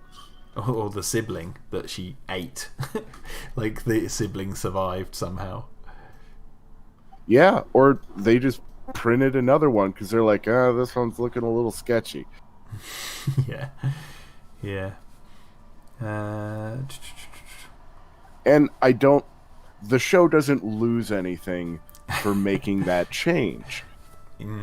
I think Jason Kruger in the chat has just summed up why I'm confused about its narrative purpose.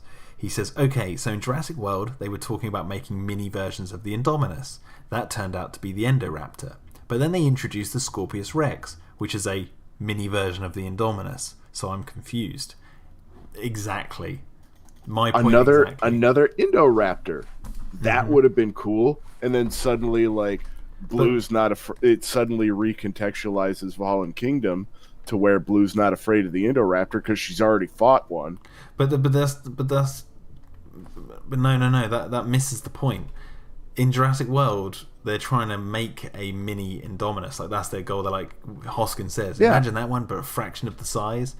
Like, that's what we're trying to get to. You've already done it. Scorpius Rex, right? It's already been done. So why didn't they... Like, it just seems weird. It feels like that sized sort of Indominus type creature never existed before. And then... Sicky T, it's Indominuses all the way down. Yeah. Yeah. It's what I'm saying. It just felt a bit narratively pointless. Like, completely pointless. Whereas the Endoraptor was the end of the Indominus story arc. So I got that. It's like, that is the end of it. And that's why, like, they have the symbolic visual shot of the T-Rex standing on the Indominus ribcage, because it was like, that's the end of your story. You're done. Whereas the Scorpius Rex just seems to be backtracking and adding a lot of confusion to the table. For me, it's like, oh, I don't know. Kind of cool visually. Dinosaur. Its roar is the Alien trailer music, just edited, and yeah, and two of them makes absolutely no sense given the time frame. So there's my thoughts on E750. Within the span of 10 seconds, I was in, and then I was out. At the end of episode 7, I was like, oh, there's 2. It came out from behind the tree. Okay, let's see where this goes. Beginning of episode 8, they're in the middle of a parking lot by the limo. And I'm like, okay, they're not even taking themselves seriously. Yeah, they just cut from a tree next to a limo. What was I going to say? Something about E750. I can't remember. Oh yeah, why is it called E750? Like, surely you would have S in its name somewhere. Or I, or... something. Like, what does E750 mean? Like, I get it's like some code name, but it's like, does it have a reason? Like, it would be nice to actually understand a bit, like, why it's called that. But anyway. You know, it's just the filler term that someone put together last season when they didn't know what dinosaur they would be able to put into this show, or if they'd have another season at all. Sicky T says it sounds like a food additive. Like, it could be anything. It could have been the Ankylodochus. Yeah, I know you want that in the series. You've got a thing. I just think they're neat. I just think they're neat. Okay. Next note I've got on my list here. Episode 7. I've just called it the tree bark episode. I think one of them mentions like Darius. They're trying to find the boat or something, and they're walking through the forest and they're lost. And then I think the glow in the dark parasaurs come along. I think it's that episode. It's episode 7, no matter whatever that episode is. I've just written Gary Pfeiffer brings up a really interesting point. E750 does feel like a B-tier SCP pitch. What's SCP? secure, contain, protect, that online free form, make up your own horror story within the framework of this government agency that's containing all these weird supernatural threats. Okay. It doesn't matter. It's just a little side note. I was just trying to see where he says that, but he says that gives me an idea. Call it SCP instead. But is that where you're deriving that from? Yeah. Okay. If only because E750 already feels in tone with that. Okay. Yeah. So the episode where they're walking through the forest and they're trying to find where to go, I've written it's just a filler episode. Like there's an episode towards the end, see episode 7, where it's like they're just filling the time here. Like I don't even remember what happens in that episode that makes any real impact on the plot aside from the glow in the dark parasol office and them leading the way for them to find their way to the boat. Like it really, I can't remember exactly what happens in the episode. Do you? Outside of them walking through the forest? I can pull it up. That isn't the boat party, is it? No, that's episode 2. I'm talking about episode 7.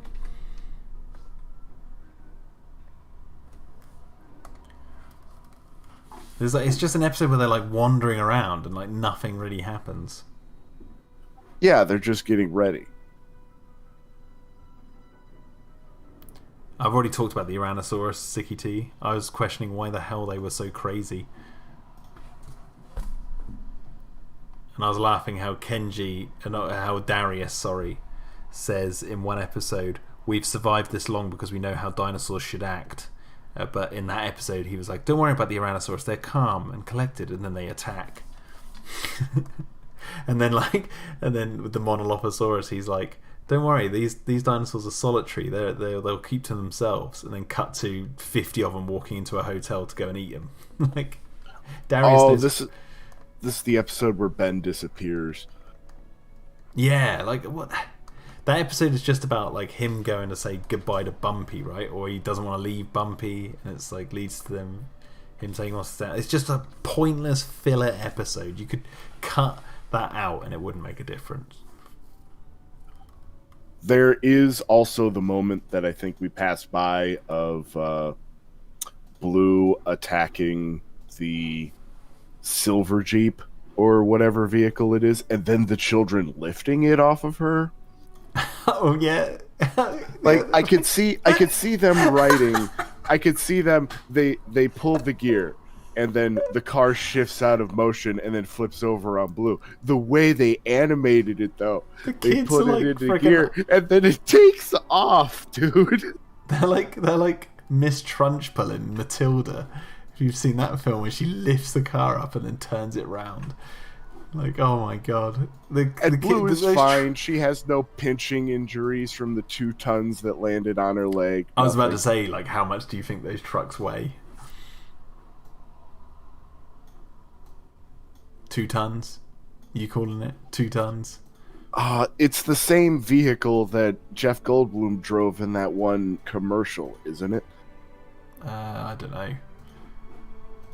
I'm terrible with cars, so I don't know. I don't even know if that's a real car, but I definitely know free kids wouldn't be able to lift a 4x4. I know that much is true. Freaking Arnold Schwarzenegger kids here.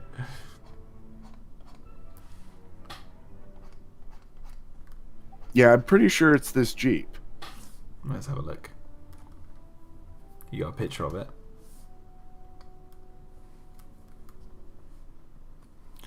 Yeah, that one. You have to check the episode, but you and I agree, right? Those kids would not lift that. No, not in an appreciable way. And like, I really expected them like pull out the jack or get a stick, and we can use some like. And I would have bought them attempting the slightest means of leverage in that situation. Just get Bumpy. Bumpy does everything. Just go get. Use the berries. Get Bumpy. That would have been a whole other episode. Be like, we've got to save Blue's life. And then they go off and find Bumpy. Those ankylosaurs would have absolutely murdered E750 the moment that thing showed up. Mm-hmm. Like they're just, I can forgive the Indominus taking a hit because it was alone. It was a significantly bigger creature than the spindly ass legs we see on E750, which cool design, but it's going to get absolutely annihilated. And an ankylosaur would know that. Those ankylosaurs being that big, which I kind of appreciated them showing Bumpy is not quite as big as the rest of them. Mm-hmm. But I could picture those motherfuckers being mean and knowing it. Yeah, they could have lent more into that. And actually, you've got 2 E750s. That's where you have the opportunity to kill one off. Like from a... Or hell, you have 3. You've already got one that's grown, fully grown. You have 3. Why not? And then the 2 juveniles, yeah. Yeah, and you have the Ankylosaurus kill one of them. Just get it. Just do it. Why not? And then it's a good twist because they're like, oh, it's dead. Yay. Yep. Oh, shit. Another one. Yeah, exactly. There you go. Done. Or yeah, you have the young one. That's who they meet first, and then it gets killed, and then they're like, oh, that little thing was horrible. And then the big one comes out, you're like, oh my god. This is bigger. Again, 2 seconds of conversation, and we've come up with something that sounds much more interesting than what's actually in the show. There was that stupid little moment where Kenji and the girls are walking and they find the baby Brachiosaur, and like Kenji's being like, bro, we gotta get going. And then they're like, oh, cute little baby. And then he just starts mooing, and then they all start mooing. And then from 5 feet away, the Brachiosaur just walks up like it didn't even know it was there. Like that. Do you know what was so the framing on that shot is what killed it. Do you know what was so pointless about that scene as well? Kenji, guys, we've got to get going. Yeah, it says the guy who says, let's have a yacht party as soon as we've got everything we need to get off the bloody island. I know! Fucking tool. I hate I it. don't take unnecessary risks with my friends' lives, Darius. He's so badly created. Why? And did they imply that the E750 managed to take down one of the Brachiosaurs? Because one of them knocks over or something in the woods. That's not an easy kill. I'm assuming it was the poison spikes. Like, I'm guessing it. Oh, yeah. That's what I'm assuming. That's what I assumed anyway. But I just thought it was kind of funny that they've done that twice in this series. Once with the Indominus in season 1, they did that with a Brachiosaurus, and then they had to do it again with this. Would it have been that hard to show? And also, still, this sounds like a bit of a nitpick. Where the hell are the Apatosauruses in this show? Like, seriously, there's loads of them on the island, and we haven't seen one Apatosaurus yet. Like, come on, you can take your time to make a baby Brachiosaurus asset, but not an Apatosaurus asset. Like, anyway, that's another nitpick. That went into the E750 budget. There was a lot of money on those models. That's why they put 2 of them on screen. Okay, I think this is is that episode 8 you're talking about? Between 7 and 8, yeah. But with the whole Brachiosaurus thing, that's from episode 8, right? Because I think I've written a quote from Kenji where he says, I don't want to be on this island a second longer than I have to be. Again, bullshit. You want to have a yacht party as soon as you can get off this island. We've seen it. Yeah. And again, within the internal logic of that show, they already had a reason to have to wait and chill out for 48 hours. And that 48 hours just goes by in the blink of an eye. And they couldn't have moved that scene up. And it would have helped Kenji a lot just for his own internal logic. Like, hey, we want to be safe. Let's get back to the boat. But we're stuck here for a little while this thing cures. They established that point earlier, and everything else falls into line. Yep, exactly. But they didn't. I've written here, Ben wants to stay forever, fights Darius, decides to come back, pointless story, Fred. I think we've already talked about that. Yeah, the mooing for Mama Brachiosaur is episode 8. I've got it right here. And my next note is blue nesting in Jurassic Park twice. Yeah, I've already covered that. So basically, that's all my notes so far.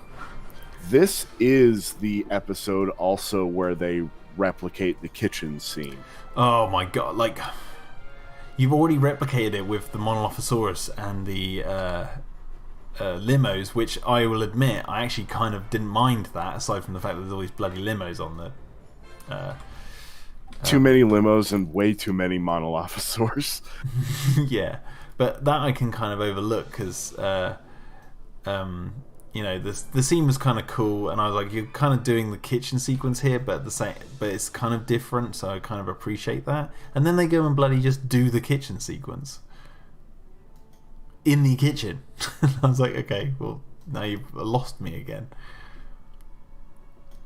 Okay, so now I want to talk about the T-Rex and the carnivores. Right, because this is the finale. Jason Kruger says Apatosaurus and Triceratops are missing. Yeah, where are the Triceratops? Lead in with that. I will be right back. Okay. Gary Fox says, I was really hoping that Shadow in the trailer was going to be a Protoceratops from the original Jurassic Park, but no, they still didn't bring in a goddamn Triceratops or Apatosaurus. The yacht with the 80s music was weird as fuck, says Sicky T. See you later, Big Shark. I just saw your message. Thanks for the tips again.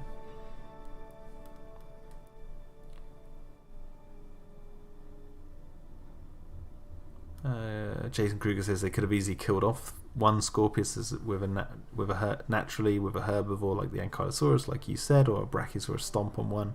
That would have been cool.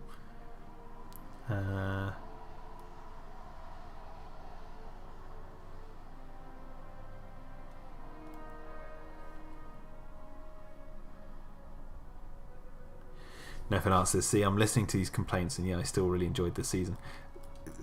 The thing is, like, people can like it. I've no issues against people liking it. My issue is with, like, how I look at Jurassic, and to me, like, continuity is key. I don't mind that it's for kids.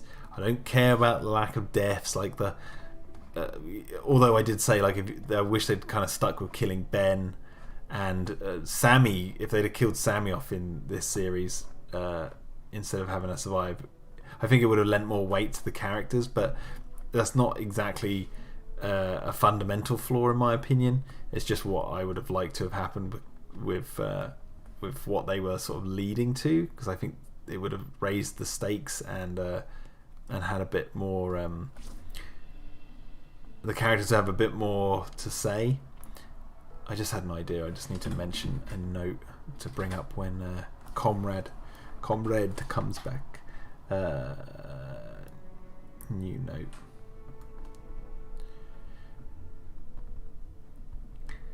Sorry for that. I'm no, you're right. But yeah, a lot of my complaints are just mainly to do with, like, I don't care if the show's aimed for kids. I just wish it would also care about continuity. Like, I really like. The retcons are just insane, and they just don't. They don't want to design anything to look like how it looked in the films. Like, it doesn't have to look exactly the same, but it has to look a bit better than how they're doing it.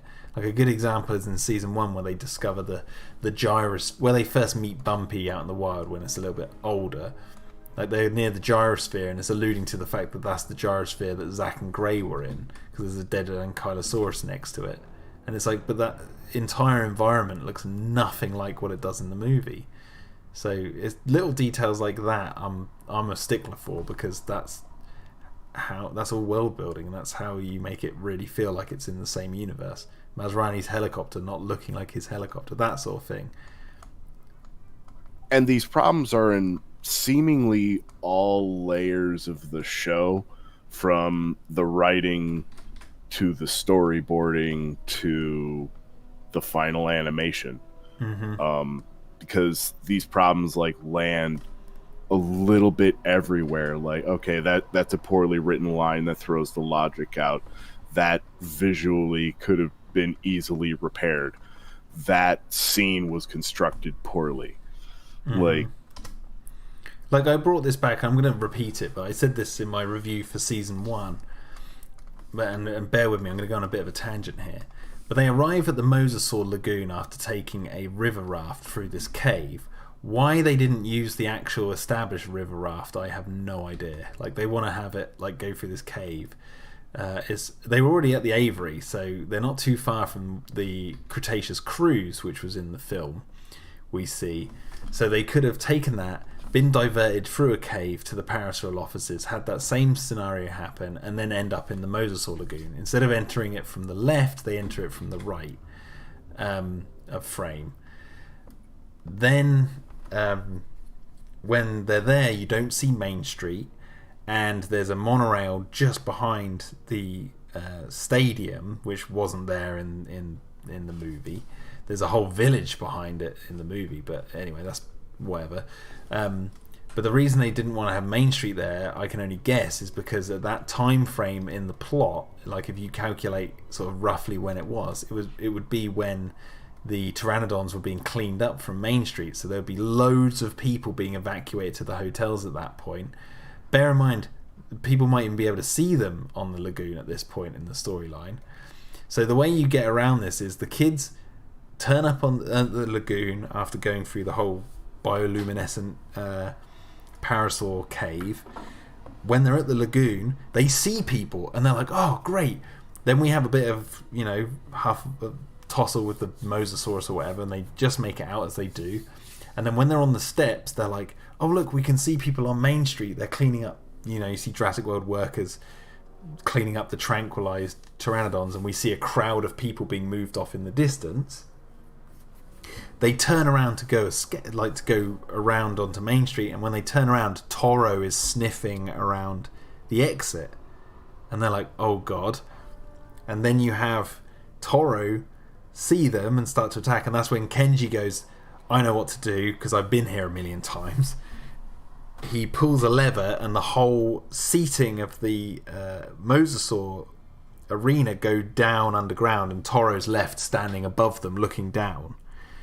Then they enter the tunnels. Instead of going on the monorail, they enter the tunnels, go through the tunnels a little bit, and that's where we can, they establish the compies are in there, and then they come out at a monorail station and they realise that we're too far away from Main Street, but hey, look, we can go back to we can go straight to the dock from this, and then you get the series carries on as it did. Yeah, and tunnels are cheaper to animate too. Yeah, it's just that crowd you'd need to do, but they already had a crowd animation in it at season 1. So, but my point is, there's ways of doing it to keep it established in the canon of what's been done, but they just seem to be actively avoiding it. And every season so far has done this. Season 2 is probably the least guilty, but in terms of that sort of stuff. But the whole Ben taking on Toro, I think, breaks it in another way, because we've seen Owen terrified of the Carnotaurus. If he just pulled out a stick and started yelling at it, he might have had a chance. It's like, all your fear of the Carnotaurus kind of goes out the window when you see a 11-year-old kid take one on. So let's take a little side road for a moment. How do you feel about the character Hawks?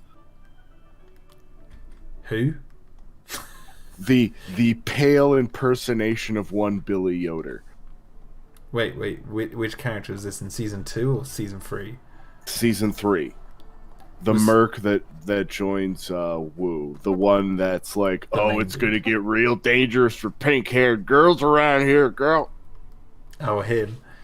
Yeah, didn't really. My patience is running thin. I didn't really care for him.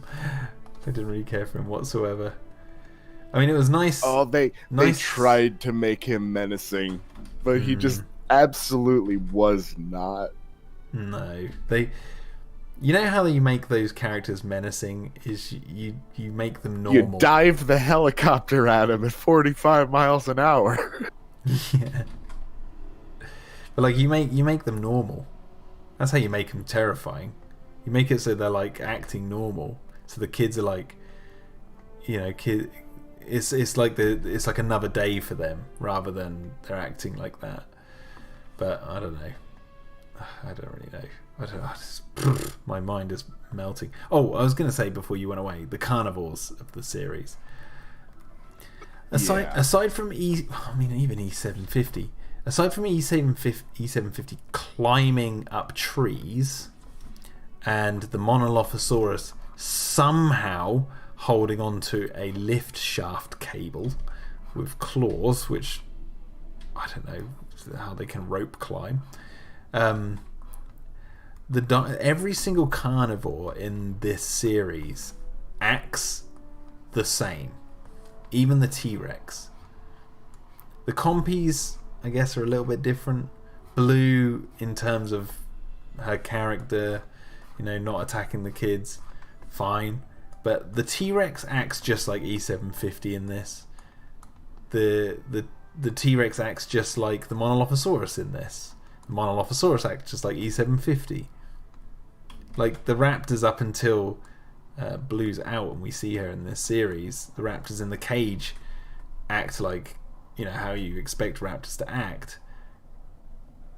But like you brought this up earlier, like the T-Rex hearing a noise off in the distance and then going to it when in the middle of attack mode. Why would it do that? Just so they could have the start of Fallen Kingdom come in. They didn't set out to do this, but I kind of like the idea of the Rex being like, ooh, I like helicopters. Yeah. Very interested in helicopters. But they didn't shoot for that, and I'm not going to award them any points for that. Again, it was right there getting them between the trees before it heard the noise from some distance away. That's the other part of the problem. But the thing is, the T-Rex was attacking the first helicopter and then ate that guy, didn't it? And then it started attacking the helicopter. Yeah. Or I can't remember which way around it does. Point is, it's roaring at the helicopter as it's going away after eating that guy, and then the kids are behind it and they start running, and then the T-Rex turns around completely 180 and starts chasing them. And I was sitting there thinking, well, hang on a second, the T-Rex wasn't even looking at them. How did it know that they were suddenly on the move in the middle of the rain? They very intentionally don't show the Rex and the kids in the same frames, and they don't give strong perspective on where they are from each other. You see kid shot, Rex shot, kid shot, Rex shot, kids take off, Rex reacts, takes off without any spatial establishment between the two, and it falls apart. Yeah, they do that. There's one shot where the T-Rex was they were hiding under a log and its snout starts looking under, and I thought that looked pretty cool. But at the same time, it's the T-Rex's behavior, it's not acting like the T-Rex, it's just acting like an eating machine, which is what it's like E750. It's just running and chasing and clawing at bushes, and do you know what I mean? It doesn't really act like the T-Rex. No, and it hesitates too often around the kids. I would even buy at this point that the Rex just kind of accepts the kids and that there's easier prey for it to go after, but they don't take the time to really set that up. You know what I mean? And then they want to throw it in right in the middle of this moment. Well, really, they're throwing the kids in the middle of the Rex's moment because they're trying to Rogue One it right into the beginning of Fallen Kingdom. And that's where I really was surprised at how far they were kicking the plot forward, because that's when they addressed the 6-month problem. Yeah. Yeah. I mean, I'll admit, like, when the helicopters arrived in the rain and stuff, I didn't put two and two together until I heard the guy going, main gate, and then the T-Rex, and I was like, oh my god, this is the beginning of Fallen Kingdom they're gonna do now. And then it moved into it. I thought that when the volcano started erupting, earlier, that was a couple of scenes earlier with the E750, actually an episode earlier, when E750 was chasing somebody, and then the volcano conveniently erupted. Wait, and did I'm it? like, Or was it the... I thought it was the gondola blew up at the top of the mountain. there were two moments with that, but the volcano was the one that I believe saved Code Miko. I mean, I can I need to pull watch the that exact again. moment Can up. you put it up? Because I don't remember that. I Give actually me a don't moment. remember it. I'm just gonna, leave it up.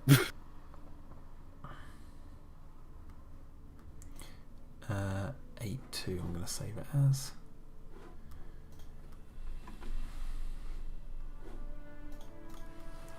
Oh, I did not know that the volcano exploded. I completely missed that. I thought they put a bomb in a gondola and then it didn't really go off, and then when it reached the top of the mountain, then it exploded. It's the finale of the chase for Yaz here. I can't see your screen.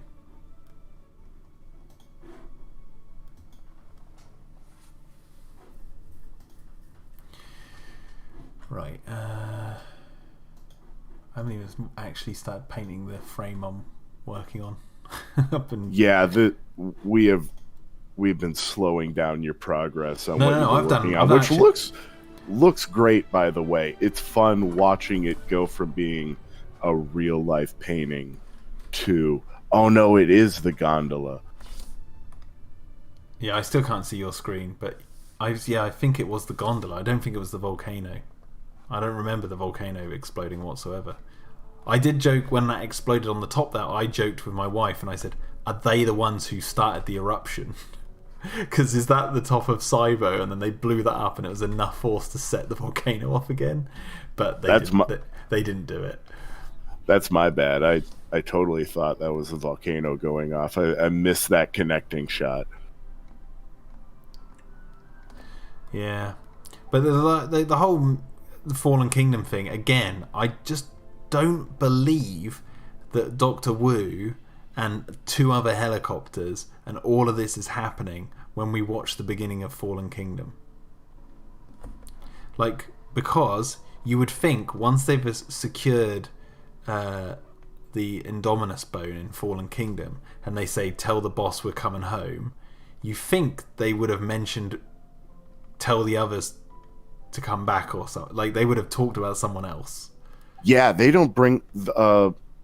Hawks doesn't bring that up until significantly later, almost a day later. No, not a day. They're not there for a day. Within a couple of hours, when they're getting towards the facility, they get word the Indominus sample has been collected, which just poor form on a Merc outfit in this era to have that kind of intelligence gap interlay. Yeah. Exactly. Oh god, I need to I've got music playing. Bloody YouTube. It's Clayton. It's a Clayton video playing in the background. How scientifically accurate is the T-Rex? Did you listen to that interview, by the way? Throw him a little bit of hype. It's gold, man. Oh, I will. I've got it on my watch list. I've been a bit too bit. There's a few things I need to catch up on YouTube, and that's one of them. I've got it on my watch list. But yeah, everyone should watch. Go subscribe to Clayton. I think everyone here has already done that, but go do it. Show the guy some love. I know He enjoyed season 3. I spoke to him earlier. We actually have some disagreements over season 3, so that'll make for some interesting content maybe in the future. I'll be interested to hear what he has to say, because I told him to avoid this video. I said don't watch it because we're just going to rip it to shreds. in watching it, there were plenty of little moments I was enjoying, but the moment I was done with the season, I'm like, wow, that was a little shitty, wasn't it? It's episode 1, right? I'll say this. Episode 1, I was like, okay, off to a better start than the other 2 series. I was like, if this is the way it's going, I don't mind the Dimorphodons on the mountain. I don't mind the gondolas are kind of cool to see after them being in the concept art for Jurassic World. The raft's dumb, but they're kids. Let's roll with it. Yeah, the raft's dumb, but I can look past that to some degree. And the hang glider moment was fine. Yep, hang glider moment, completely fine. No issues really there. Then they go and bloody have a yacht party. I'm done. I'm like, you kids, you had the opportunity to leave the bloody island. At that moment, I was like, okay, that's what they're going to do with Kenji. And then everything else happened in the season that ran incongruent with Kenji's yacht party. Yep, exactly. And no one else brings it up. No characters complain about it. Like that, they should have said, we shouldn't have been partying. Why were we doing that?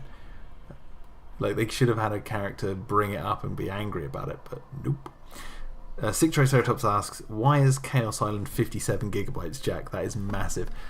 Do you know what, Sicky?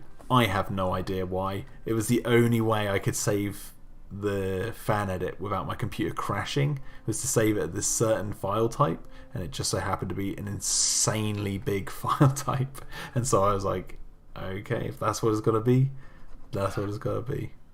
I opened it up in Vegas. Vegas gave me a notification saying you could mine $4 worth of Dogecoin in the amount of time it would take for us to render this. If someone wants to like compress it, then by all means, like if you can do it without losing quality. I mean, Sicky, if you're trying to download it for the reason I think you are, then that's exciting. I've asked Sicky to make if he wants to make a VHS version, so like dirty it up a bit, make it look like it's on VHS.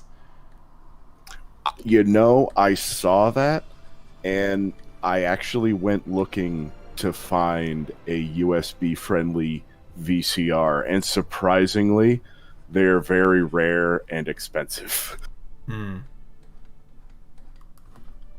What VCRs? The VCRs that are friendly with USB ports that can communicate. Yeah. They're so far as I could see, they're all like custom jobs. Yeah, they are. Yeah, I've looked into them because I've got so many old films of mine I made when I was a kid that I want to rip onto USB, which I want to get around to one day, but I'll have to get some sort of custom. Well, I was thinking the other way. I want to put Birdemic on tape. Birdemic.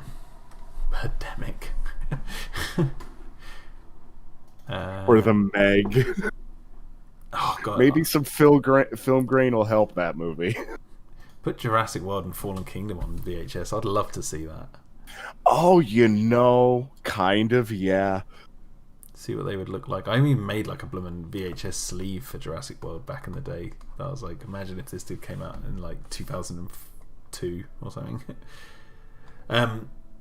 Okay, so just to, because we're getting to the end of our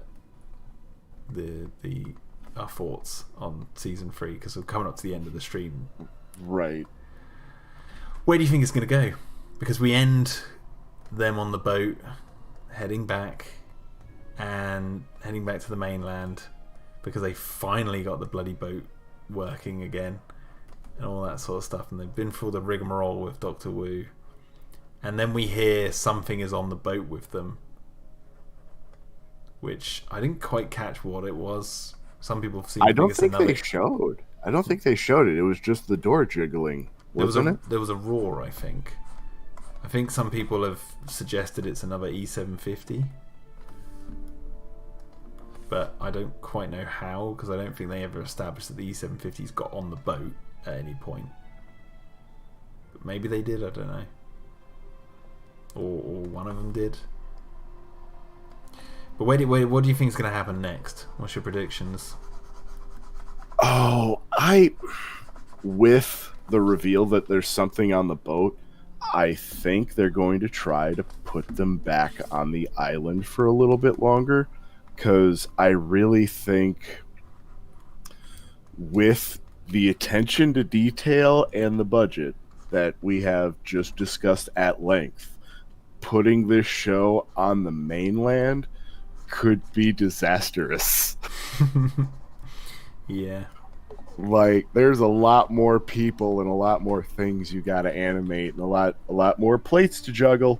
Well, I can help you out with this idea that you're saying here, because my prediction is they're going to end up on Sauna, and there's a lot less buildings on Sauna. There's a lot more jungle, and I can just see Kenji saying it. We're on another island with dinosaurs on. Like, I can just see it. They go off course. They're like, we have to land. Like, something's gone wrong. And then they land. They wash up on a shore. And they're like, we're back on the island again. And then Darius is like, oh no. And they're like, what? We're on Site B. Okay, something's going to pop out. Let's just call it another Monolithosaurus or a Saltopus. A Saltopus comes out from the cabin. And then the Mosasaur eats the boat. And they just conveniently swim to the next island that happens to be Sorna. Yeah, that's the realistic prediction. I can see it happening right now. And then there's going to be a whole host of bloody retcons to Sorna, not just Nublar. But Sorna's going to get retconned. Oh, you thought the Avery looked like this? The Avery was in a valley? No, it was on the beach. Didn't you remember? It was on the coast. Didn't you watch the movie? They took a boat from the Avery to the coast. They find Eric's secret store of Rex P. Yep. They find Eric stayed not in a water truck. Don't you remember? He slept on that boat with the cage on it from Jurassic Park 3. That's what they're going to do. It's going to be a whole host of Site B retcons. The worker village is going to be like 2 buildings, and there's going to be like a water tower there, and oh god, I can just see it now. It's gonna be right. Totally different. Yeah, I don't want to put anything past this show, but I think they're going to try and hold off as best they can from the mainland. I really, really do. Oh yeah, because the mainland, they lose the magic, and they're not going to have a whole season on a boat. As interesting and as fucked up as that could be, they're not going to do it. I know it. Yeah. Well, I wrote a note as well, which I've written a note here when you went away, because I wanted to mention this. Like, I was sitting there thinking, I was like, God, if I had the chance to write Camp Cretaceous with kind of the elements that they have, like, how would I have written it? And I would have changed it to... So Darius's plot is he's there because he was going to go with his dad originally, right? But then his dad died. What if the campers, when they go to Camp Cretaceous, it's not just kids going there alone, they're with their families? So like Kenji arrives and his dad's there, but his dad is like sort of nonchalant, and then he goes off to do business, so Kenji is left on his own. And then you've got what's her face, Sammy's there with her parents, and then, you know, that ties into her subplot, but there's like someone else there who actually has someone who isn't Marty. Yes, not Marty Gutierrez. For those of you who don't know, Sammy's last name is Gutierrez, which is probably a nod to the book, but hopefully not. But you know, Ben's mum's there. Yaz has her like an uncle or something. Like, if they had the parents on the island, I feel like you would have had more opportunities to have characters die. Not just because we need deaths, but like you have more opportunity to have weight to these characters being there, and you have ways of having characters be killed off and for it to actually mean something for the characters. So, like, for example, like, instead of Sammy getting poisoned by E750, it'd be like, I don't know, Sammy's parent or whatever. Like, do you know what I mean? Like, it'd make more sense if you had their parents there as well, because then you've got more characters to deal with, and you've got the dynamic of. They don't even have to be there. They could have been ushered off in the initial event, and going back to where we were at the beginning, like setting up threads of things going on in the mainland. We did not get any information on the two camp counselors looking for him at all this season. They just left that in the dust. They know they're on the island as well. That's what's funny. Those camp counselors for 6 months and no time frame, like no.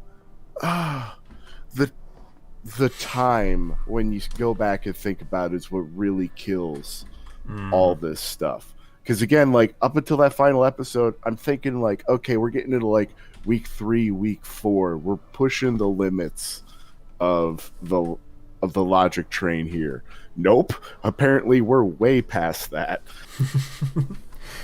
Yeah, you make a good point. Like, if your parents were set up in season 1, then that's a good excuse to have cuts back to the mainland of them trying to organise how to rescue the kids. Yeah, like, you established their characters in season 1. Yeah. Oh God, I honestly wish that's what they would have done. Or even Sammy's parents. Like, Sammy's parents have the most reason to be like concerned, aggressive, and cut past the laws to get to their daughter. Or I get it. They're already established as lawbreakers anyway, because they're trying to steal stuff from Masrani. Right. Yeah. And they kill off a few of their parents. They've got unattended parents. They can't all have this unattended of parents. By the way, sorry, before you carry on, I just want to stand corrected. I think Sammy does say that her parents don't know that she accepted. They turned it down, didn't they? So they're not criminals. I think they turned down the offer from Manticore, she says. I just remembered. But anyway, stand corrected. Anyway, carry on. Fair enough, but even Manticore would be like, oh, the girl we sent has been gone for 6 months, so she's out there. Huh. But even Sammy's parents would be like, where the hell is Sammy? Yeah, like, well, they know she's in Jurassic World. All these interesting plot threads that they even for 2 minutes of screen time would add the world to the background of this show. Yeah, definitely, 100%. What are you guys saying? I would have loved it instead of this show. We got a show that was post Fallen Kingdom. Being set on Nublar has created more problems than anything interesting. At least then it wouldn't be breaking canon, says Krask. Yeah, I agree with that. What were you saying before I interrupted with the parents thing? With saying that I was wrong about Sammy's parents being criminals. If only that Manticore would be just as interested in having or figuring out what's going on with their girl. Like taking an extra month and giving another pass at the script is really what this show honestly deserves, because you see moments where it's like, okay, this is going in an interesting direction, and then they fumble the ball on the play. And it's frustrating. It's frustrating because you want a good show, you want good content, and it's not like none of it reads as egregious to me other than its sloppiness. Like, I don't think people have gone out to be like, oh, we're just going to absolutely fuck on the JP lore. And screw it up. I was saying this when you went away at one point. Like, there's genuine passion behind the series. Yeah, it's just there's not genuine passion for continuity. And there's good ideas. There's really good ideas. Mm-hmm. Yeah, they're just sort of half baked. They needed to be looked at a little bit more. And again, I do want to see the scripts. because I think that'll answer at least a couple questions. Well, good luck, because Jurassic scripts are like gold dust. Like hard to find. Like I don't think we've even ever seen a leaked script for the new films. And again, just to put this out there, we're not here to cast aspersions on anyone in particular. We're not trying to shit on anyone's day. And if you enjoy the show, enjoy the show. No, I'm risking. You know, my relationship with Universal saying this sort of stuff. I don't think... I honestly think, like, this is my honest opinion, and as someone who's worked on the canon, that's why I'm saying this sort of stuff, because it's like, you know, you haven't said anything to, at least so far as I've heard, disrespectful. No. Like, really, these errors that we're harping on are foolish, not malicious, not. It's not like anyone injected agendas like with other shows. Like, no. We're not here harping on that. The show's actually really good at like averting agenda and trying to make characters that are interesting, but just not following through on them. Like, what are we supposed to get? What is a child supposed to get out of Darius having the same conflict for 3 seasons? Or Ben? Yeah. Well, I'll defend Ben a little bit. I like Ben having that conflict and that attachment with Bumpy. Well, what's a child? It just got silly after like the 3rd episode. They didn't resolve it. They just drug it out for too long.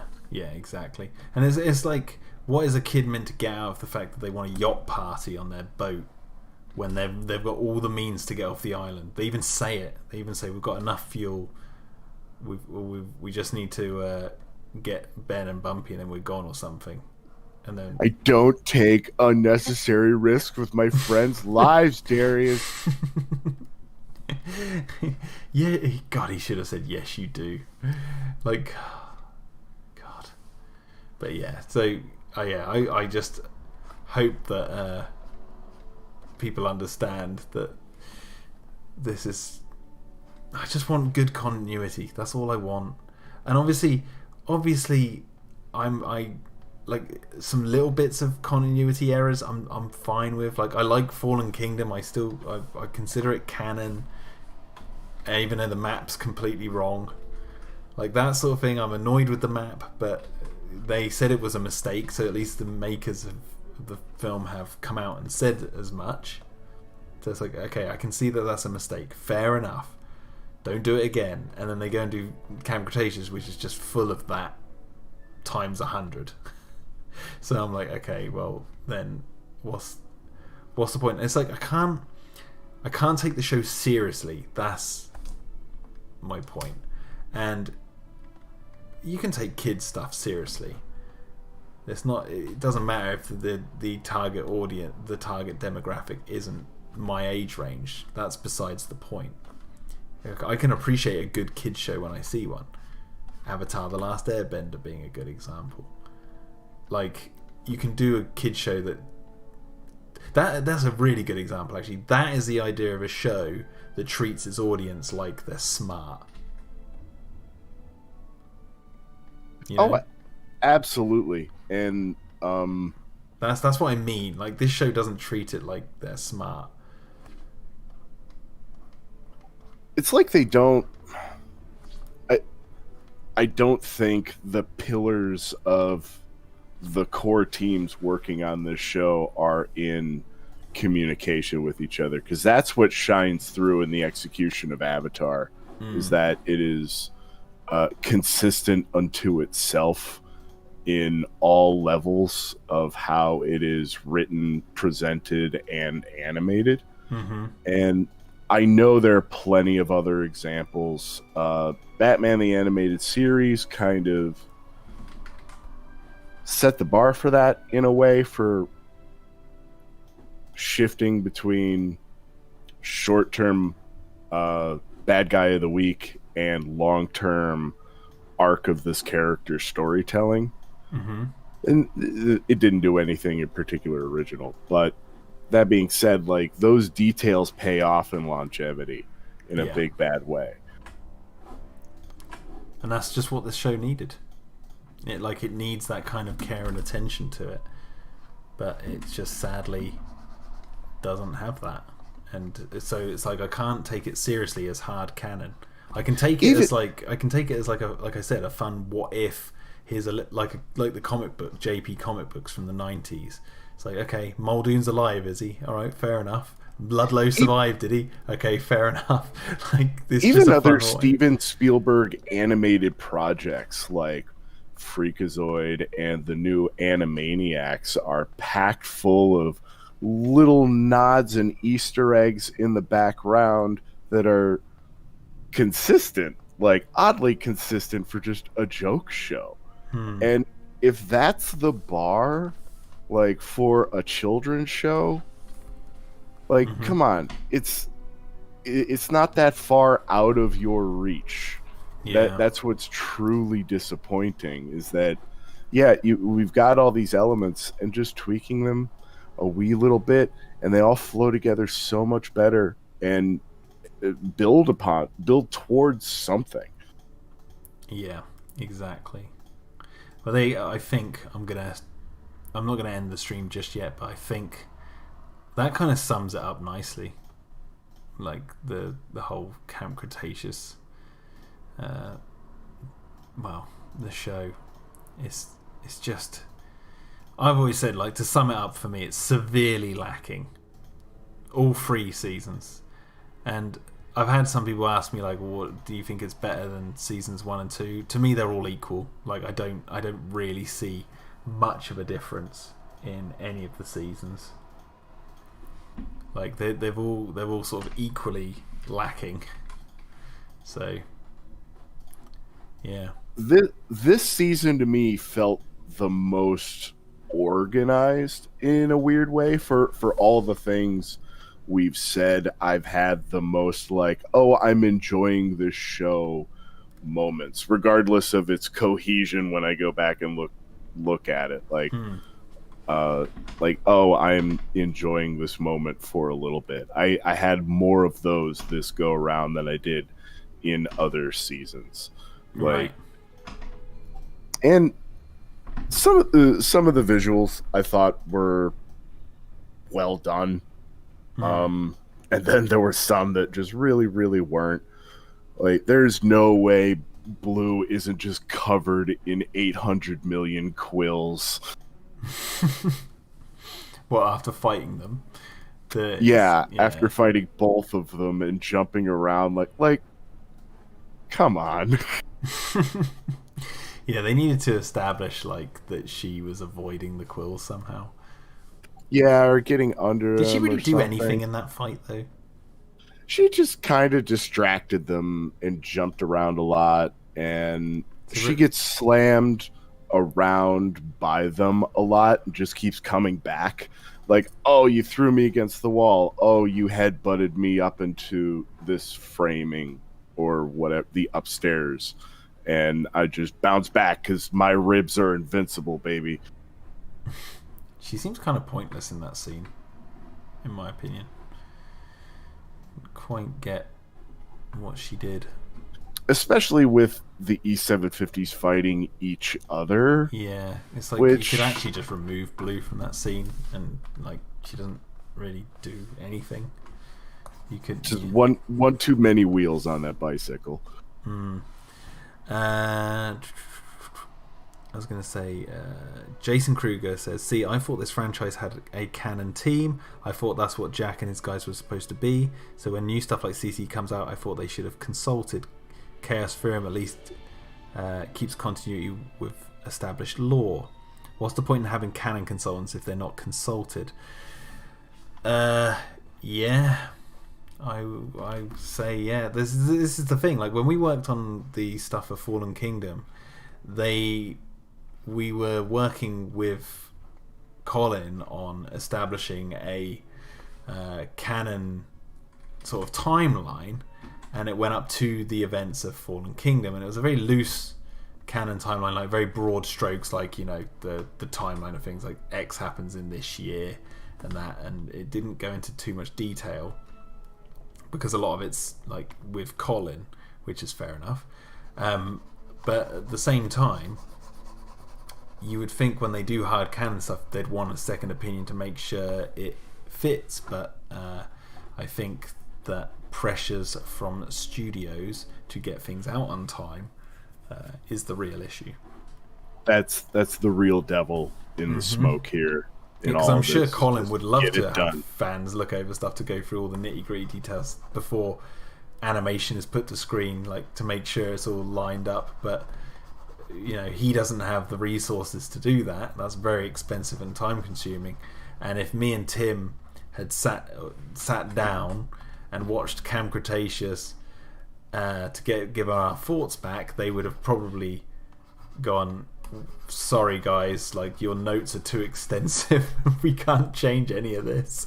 There's a couple of little things we can tweak, but just put a rocket in the damn harbor. One rock. Yeah.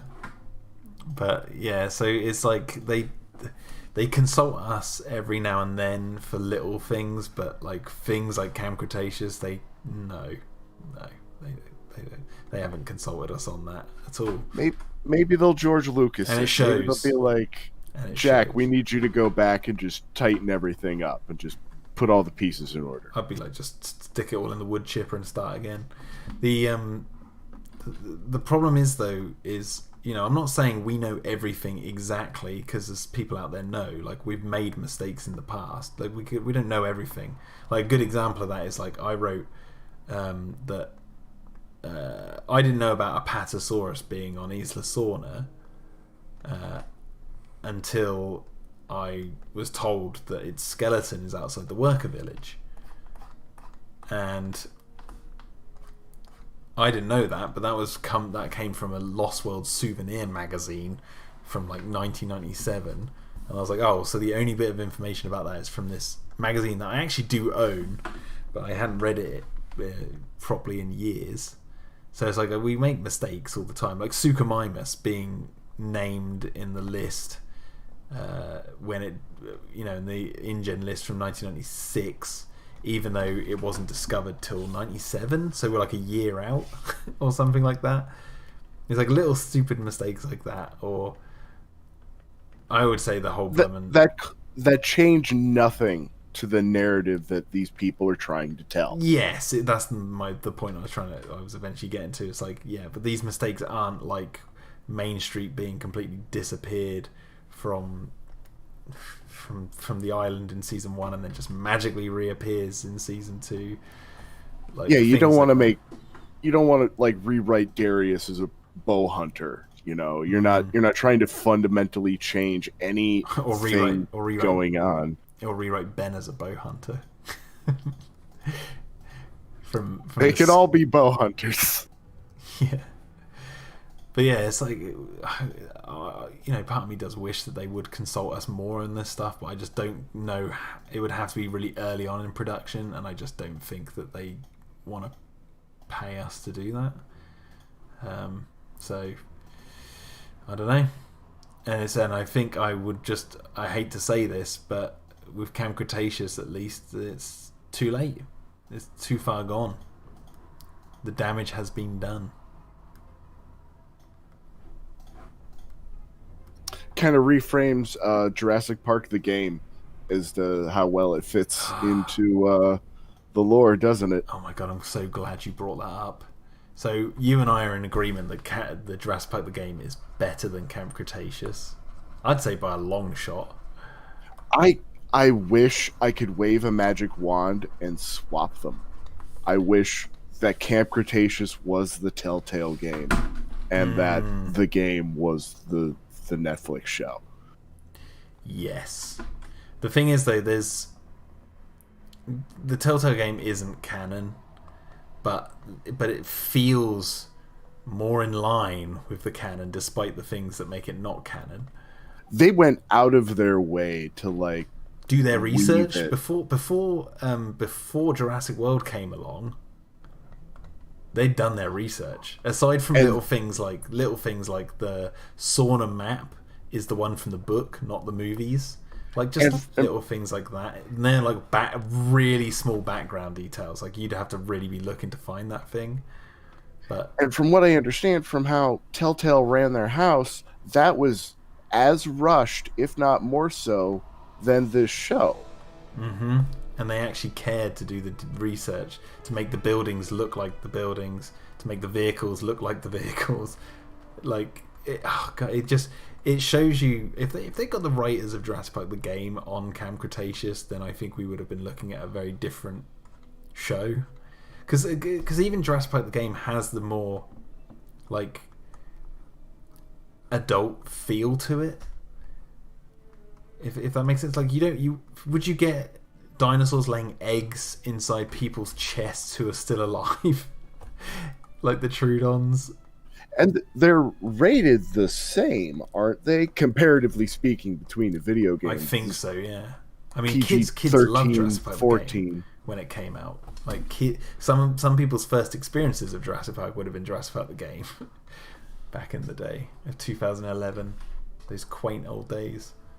And they reuse so many elements from those games. Not to say that Jurassic Park the game owns the element of a Merc coming in, but or the dockyard and the shipping containers being pushed around.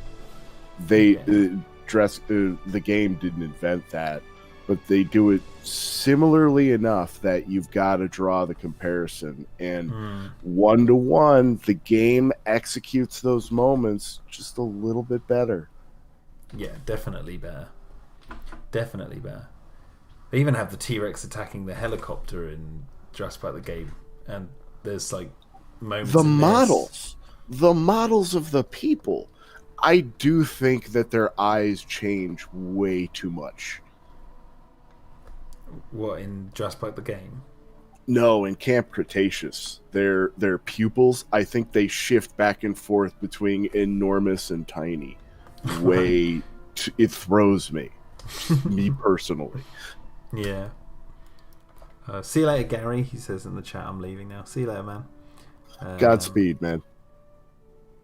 It does make me kind of proud, though, to have nods to Jurassic Park the game in the canon that we wrote. So there is that. So even though it's not canon, like I put enough homages in there because I like the game.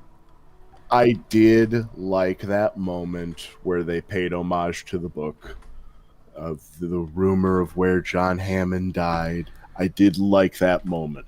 Yeah, that was fine. It's just, again, it like shows that they do their research, but then they don't for the canon, for the established stuff. Like it's one of those things where it's like, okay, so you'll do your research and read the book, obviously, and you'll want to put a nod to the book there, but you won't make sure that the visitor center is smashed up inside correctly.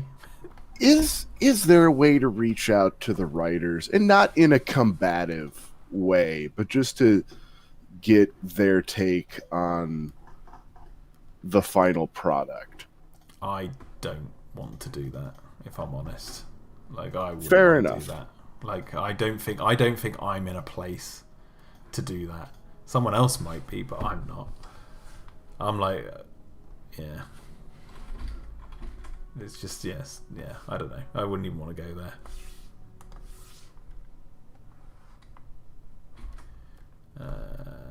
Still, like, again, there's no malice towards anyone who works on this show. No. Except your continuity guy, whoever that is. I'm coming for you.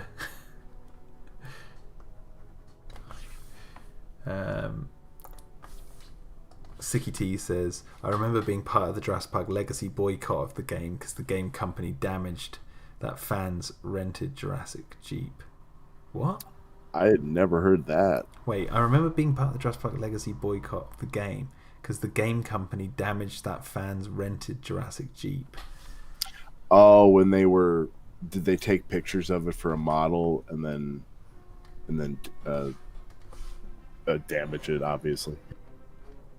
Oh, okay, I didn't hear about that. Right, what am I doing hospital-wise? Trying to match her bed. You guys just wait till Dino-Defenders episode 4 comes out, and you're going to see some real shit. It'll make Cretaceous season 3 seem like Cretaceous season 3. You really crank through this, by the way. It gets there. It's just trying to get it to be as accurate to the other model as possible. Oh god. Okay, that sounds like a particular sticking point. It is. That's what I care about the most when it comes to these franchises, because that's how you build a cohesive story. If you don't care about continuity, then you can just do anything and it doesn't matter. You know? Yeah, and fans notice it. He could have been like, Luke, I am your father in Empire Strikes Back, and then the next film, Luke, I'm your uncle. You know this, and then no one cares because you know what? It's Camp Cretaceous. It's like, well, no, hang on a second. The last film said he was your dad. What? Do you know what I mean? It's that kind of thing. It's like you got to follow the law. I am the law. I'm gonna buy you that gavel. What, the I am the law gavel? Or the judge's gavel. Like, it is not. Yeah, I could be the dread of the Jurassic franchise, the fandom. I'll take that mantle. Wait, what's going on here? That's what I need to do. Get rid of this.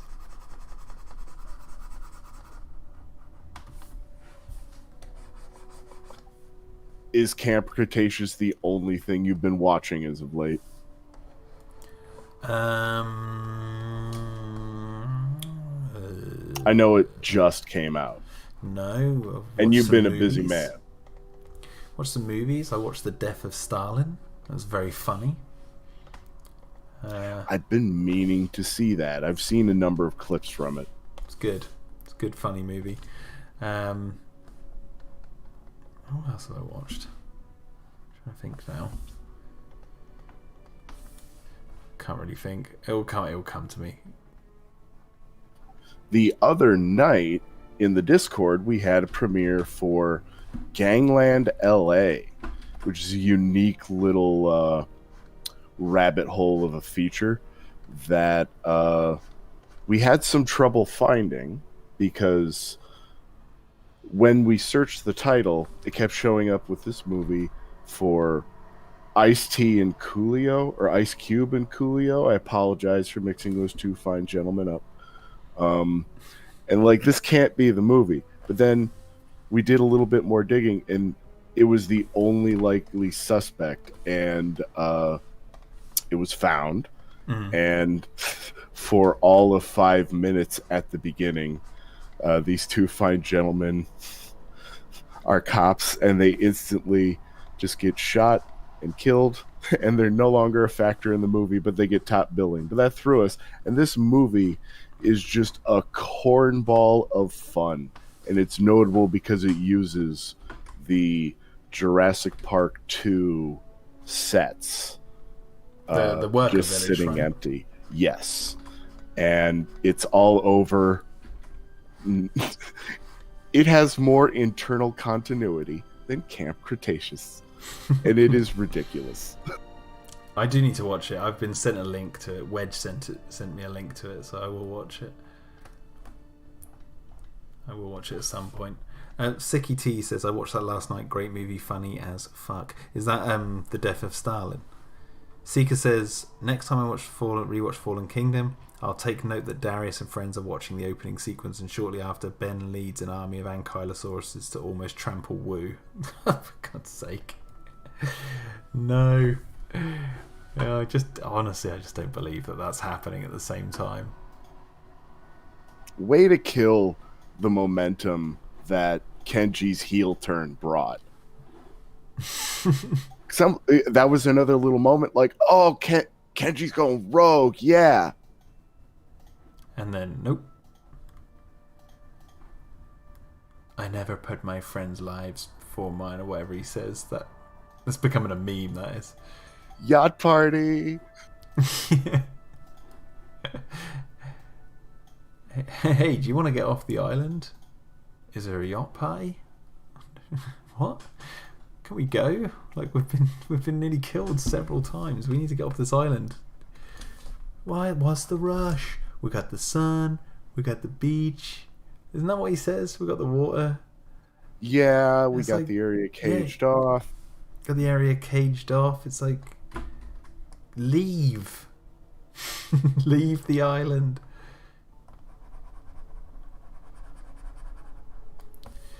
You think he would have learned?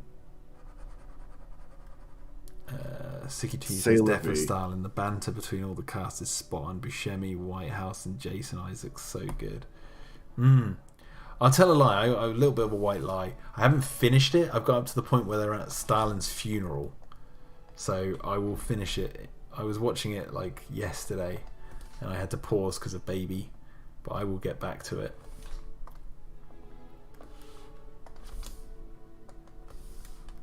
I'm gonna put it on my list. I know, simply by being a history nerd, that all of the events around that death were just a panicked shit show.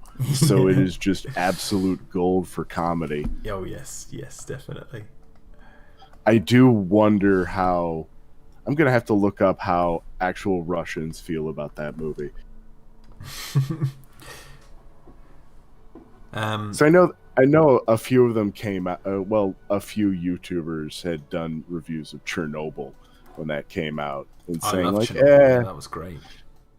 Yeah, Chernobyl was amazing. Yeah, really well done.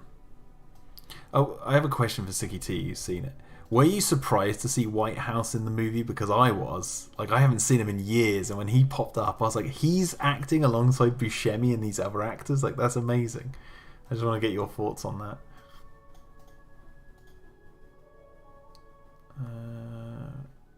What else are we dealing with here?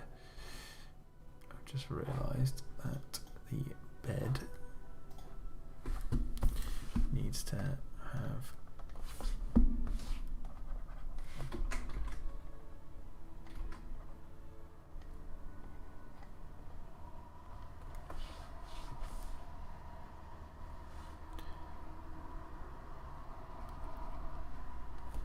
I'm gonna have to. Oh, Jason Isaacs is Georgy Zukov. That's a good casting.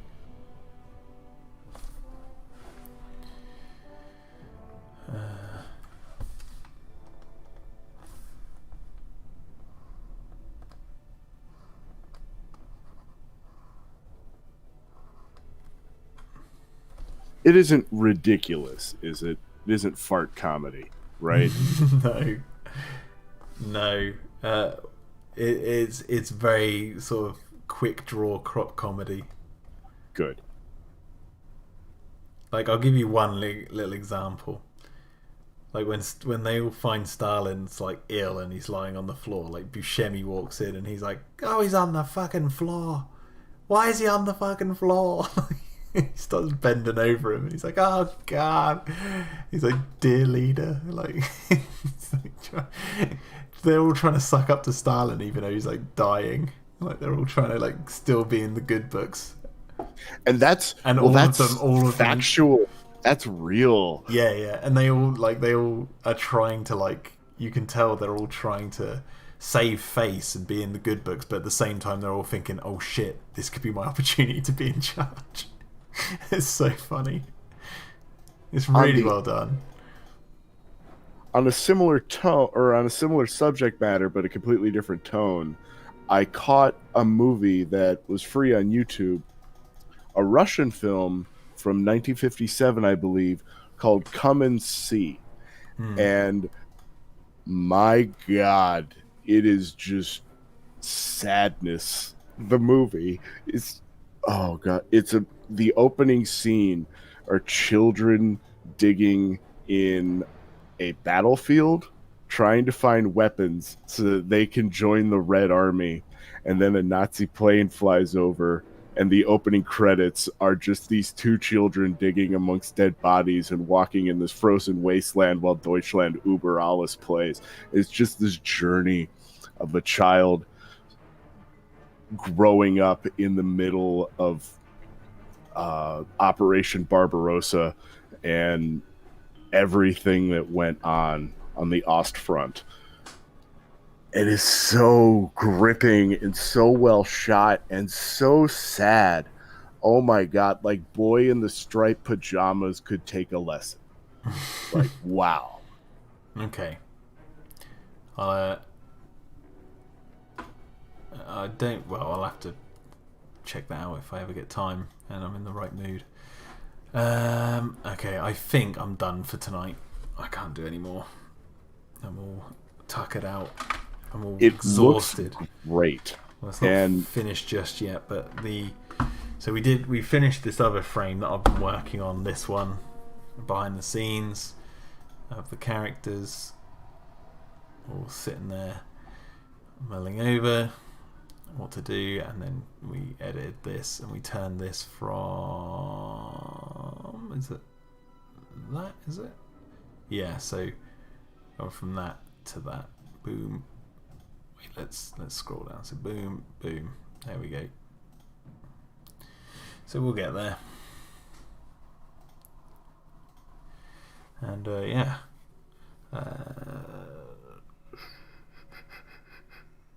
Sicky T says, "Come and see astounding film, the greatest war film ever made, because it's pure fucking hell, and you don't enjoy a single second of it."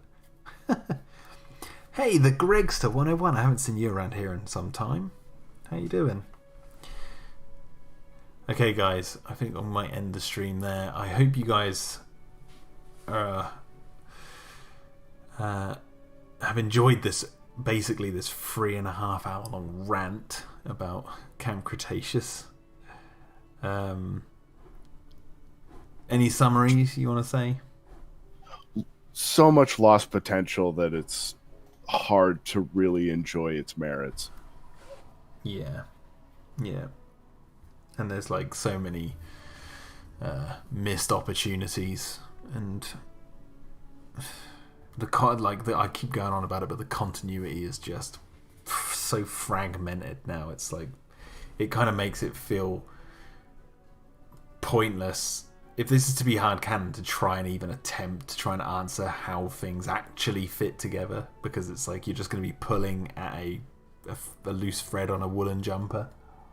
It's got to be bruising for your ego in particular, for the effort that you've put into what you've done. And not to say that they set out to disrespect you by any stretch of the imagination. No. But the thing is, or that you own it.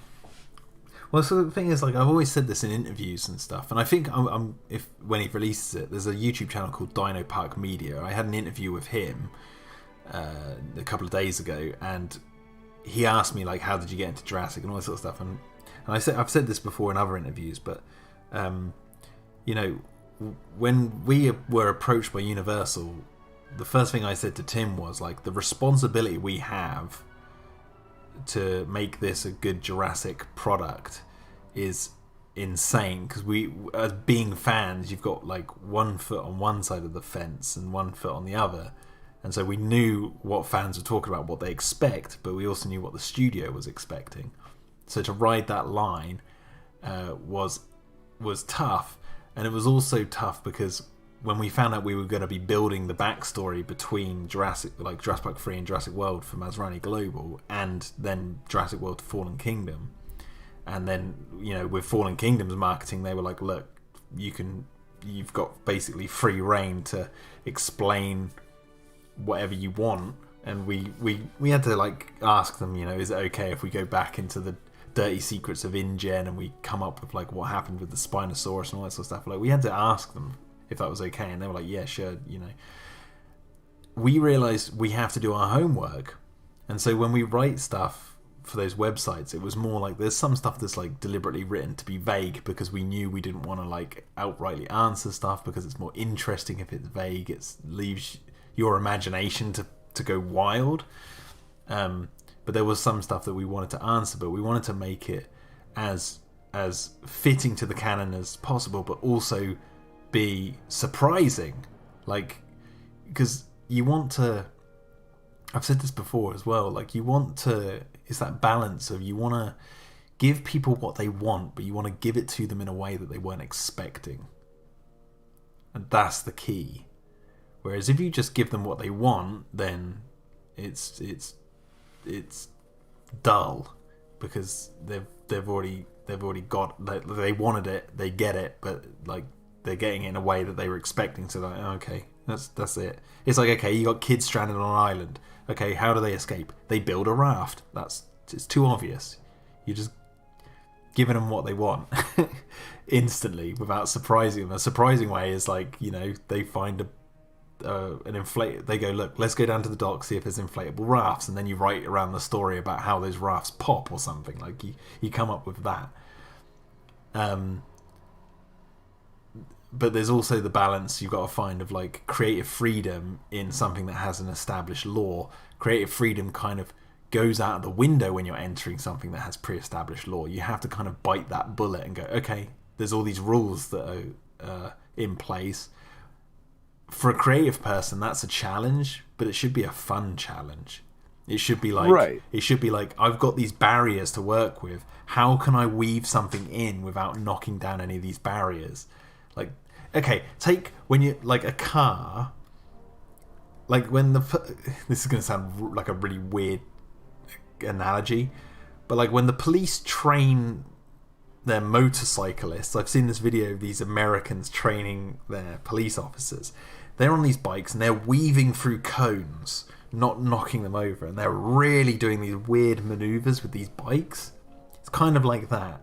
It's like, okay, you could take all the cones down and you just razz around the car park willy-nilly, but it's going to be all over the place. It's not really going to make much sense. But if you have these cones down where there's like this pattern you have to follow without knocking down any of the cones, it's more elegant and it's more interesting to watch, because you're like, whoa, look at what they're doing. And that's how I see it, is like when you come to like a big established franchise and you're asked to tell a story that's set in the past, it's more interesting to try and not knock down any of those cones and try and weave it in and make it fit as much as possible. If it's just knocking over cones, like for me, Camp Cretaceous just driving straight through the cones. Just doesn't care. At a few points, yeah. You're right. It's like watching one of the early Top Gear challenges. And that attention to detail honestly pays off in fan appreciation, because what does it do to the community? It just creates another unnecessary divide for people to argue over, and it's just a little bit of sand between the gears, and it slows things down. Yeah, exactly. Creates franchise fatigue, which is the one thing I want to avoid with Jurassic. But if this is the state of things, I mean, like, let me just put it this way: I can't wait for Dominion. I really can't wait for Dominion, because for me personally, and I know there's others out there who completely disagree with this, what I'm about to say, but for me, the films, Jurassic Park 3 kind of lesser, but the films seem to be doing really well in keeping consistency amongst themselves. Like, aside from like the map in Fallen Kingdom and some other debatable tiny areas, they don't seem to be really going against each other at all. On the whole, no. I think Mahler would fight you on that pretty hard. But I think there's how fundamental. I'd love to fight Mahler on those points, but it's like how fundamental are those problems? That's my point. It's like how fundamental. Whereas I think Camp Cretaceous, if I believe Dominion's gonna do okay, because I think, well, obviously I know some certain things. I don't know all the details, but comparatively, it at least knocks over fewer cones and less destructively. Yes, yeah, exactly. But I can't wait for Dominion, because Camp Cretaceous is just not it's just such a wasted opportunity. And if after Dominion that's what the franchise is going to be like going forward, then I will probably count myself out. Like, honestly, I can't. I'll quit while I'm ahead with Dominion and be like, right, it ends there. But obviously, if Universal come and knocking on the door and they're like, we need help with this thing, I'm not going to let the fans down. I'll do my best to help. You know, try and... It's like Owen and Hoskins. It's like Hoskins going, this is happening with or without you. And then Owen has to go like, oh, it's better with me then, isn't it? A little bit. A little bit. As best as it can be. That's how I feel at the moment. So, but if they don't need my help, I don't want to like have too big of an ego here, then I'm like, okay. Like, the annoying thing is like I'm on their books. That's the thing. Like I'm only a phone call away or an email away. But it's up to them to make the call. So the importance of consistency, especially for Jurassic Park, is only because Jurassic Park, just by its concept, the whole franchise bears this immense burden of potential that, if not pruned and not managed properly, veers off into something else completely different really, really fast. And so, like, Jurassic Park can be, it's that golden, every demographic appealing story that gets kids, is marketable, but it's also at least intellectually interesting to adults, even if it's not the most highbrow of writing. It's still like, okay, there's a thriller element here, and there's a horror element here, and there's even a little bit of like body horror themes going on. And if that is not managed properly, it the whole thing loses interest and loses identity in a big way. And this sounds weird because like Clayton was bringing this up on Instagram, that like Camp Cretaceous is like the highest rated Jurassic hard canon property after the first movie. And you're like, really? Oh, well, that's how I react. I'm like, really?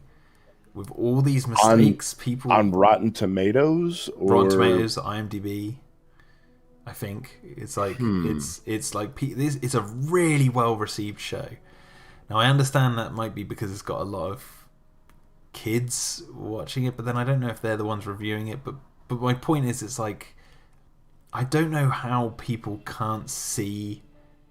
Like, I guess the people who do complain about the things in Jurassic World and Fallen Kingdom, and even to an extent Jurassic Park 3, do see these problems, and I haven't heard any of them really sing praise for Camp Cretaceous. It's just like there's a lot of people out there who don't care about these flaws that I'm bringing up, or these continuity errors. That just doesn't bother them.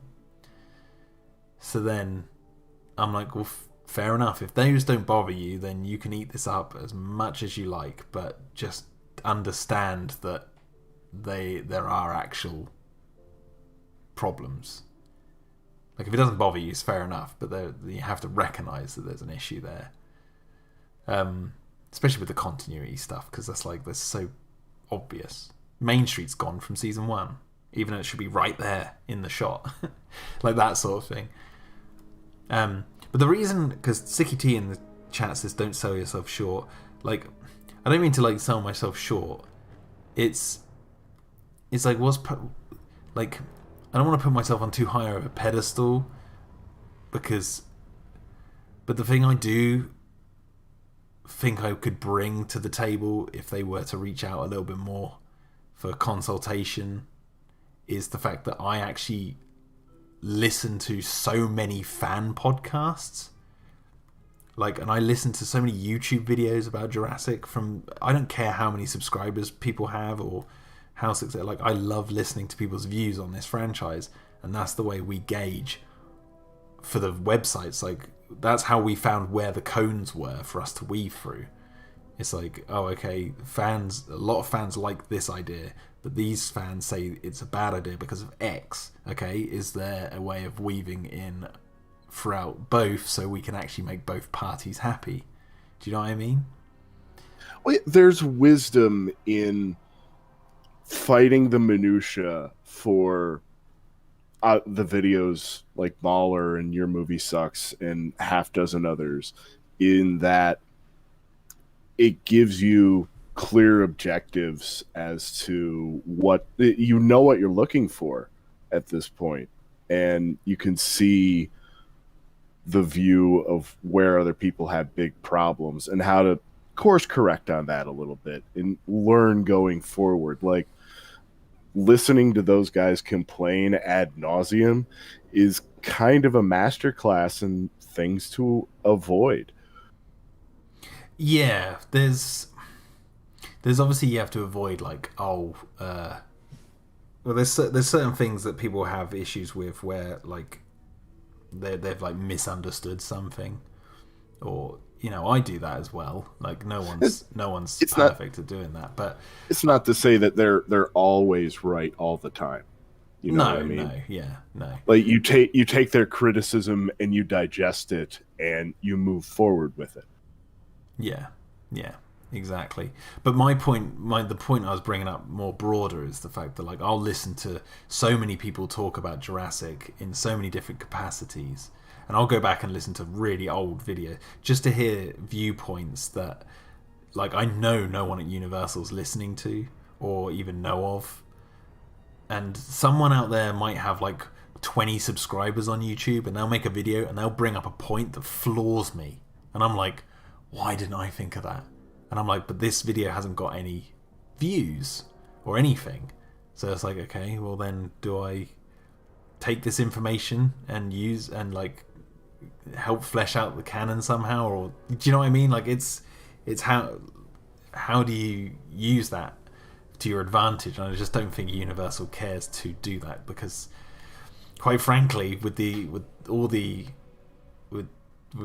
Camp Cretaceous, I think they're just looking for that quick buck from a studio perspective. I'm not saying the makers of the show are doing that. Like I said, there's passion behind it, but I just think that they're missing that key element of really tying it to a broader franchise to make something that's not as disposable. Something that like when you watch it, you go, this really means something, doesn't it?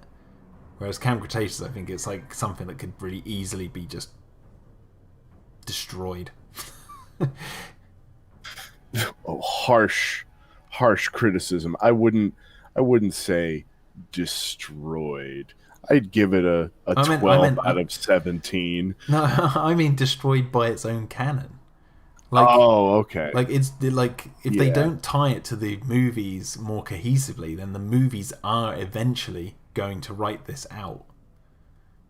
Like it's gonna be retconned. It's so easy because it's been retconning so easily. Like there's no firm canon really in Camp Cretaceous. So like I said, like a good example of that, what we talked about earlier, is when like when Wu mentions that Masrani said the E750 thing was ugly. Okay, that means he knows about it existing, but it opens the question of, does he know it was a hybrid? You didn't answer that, so I'm assuming he does know it's a hybrid.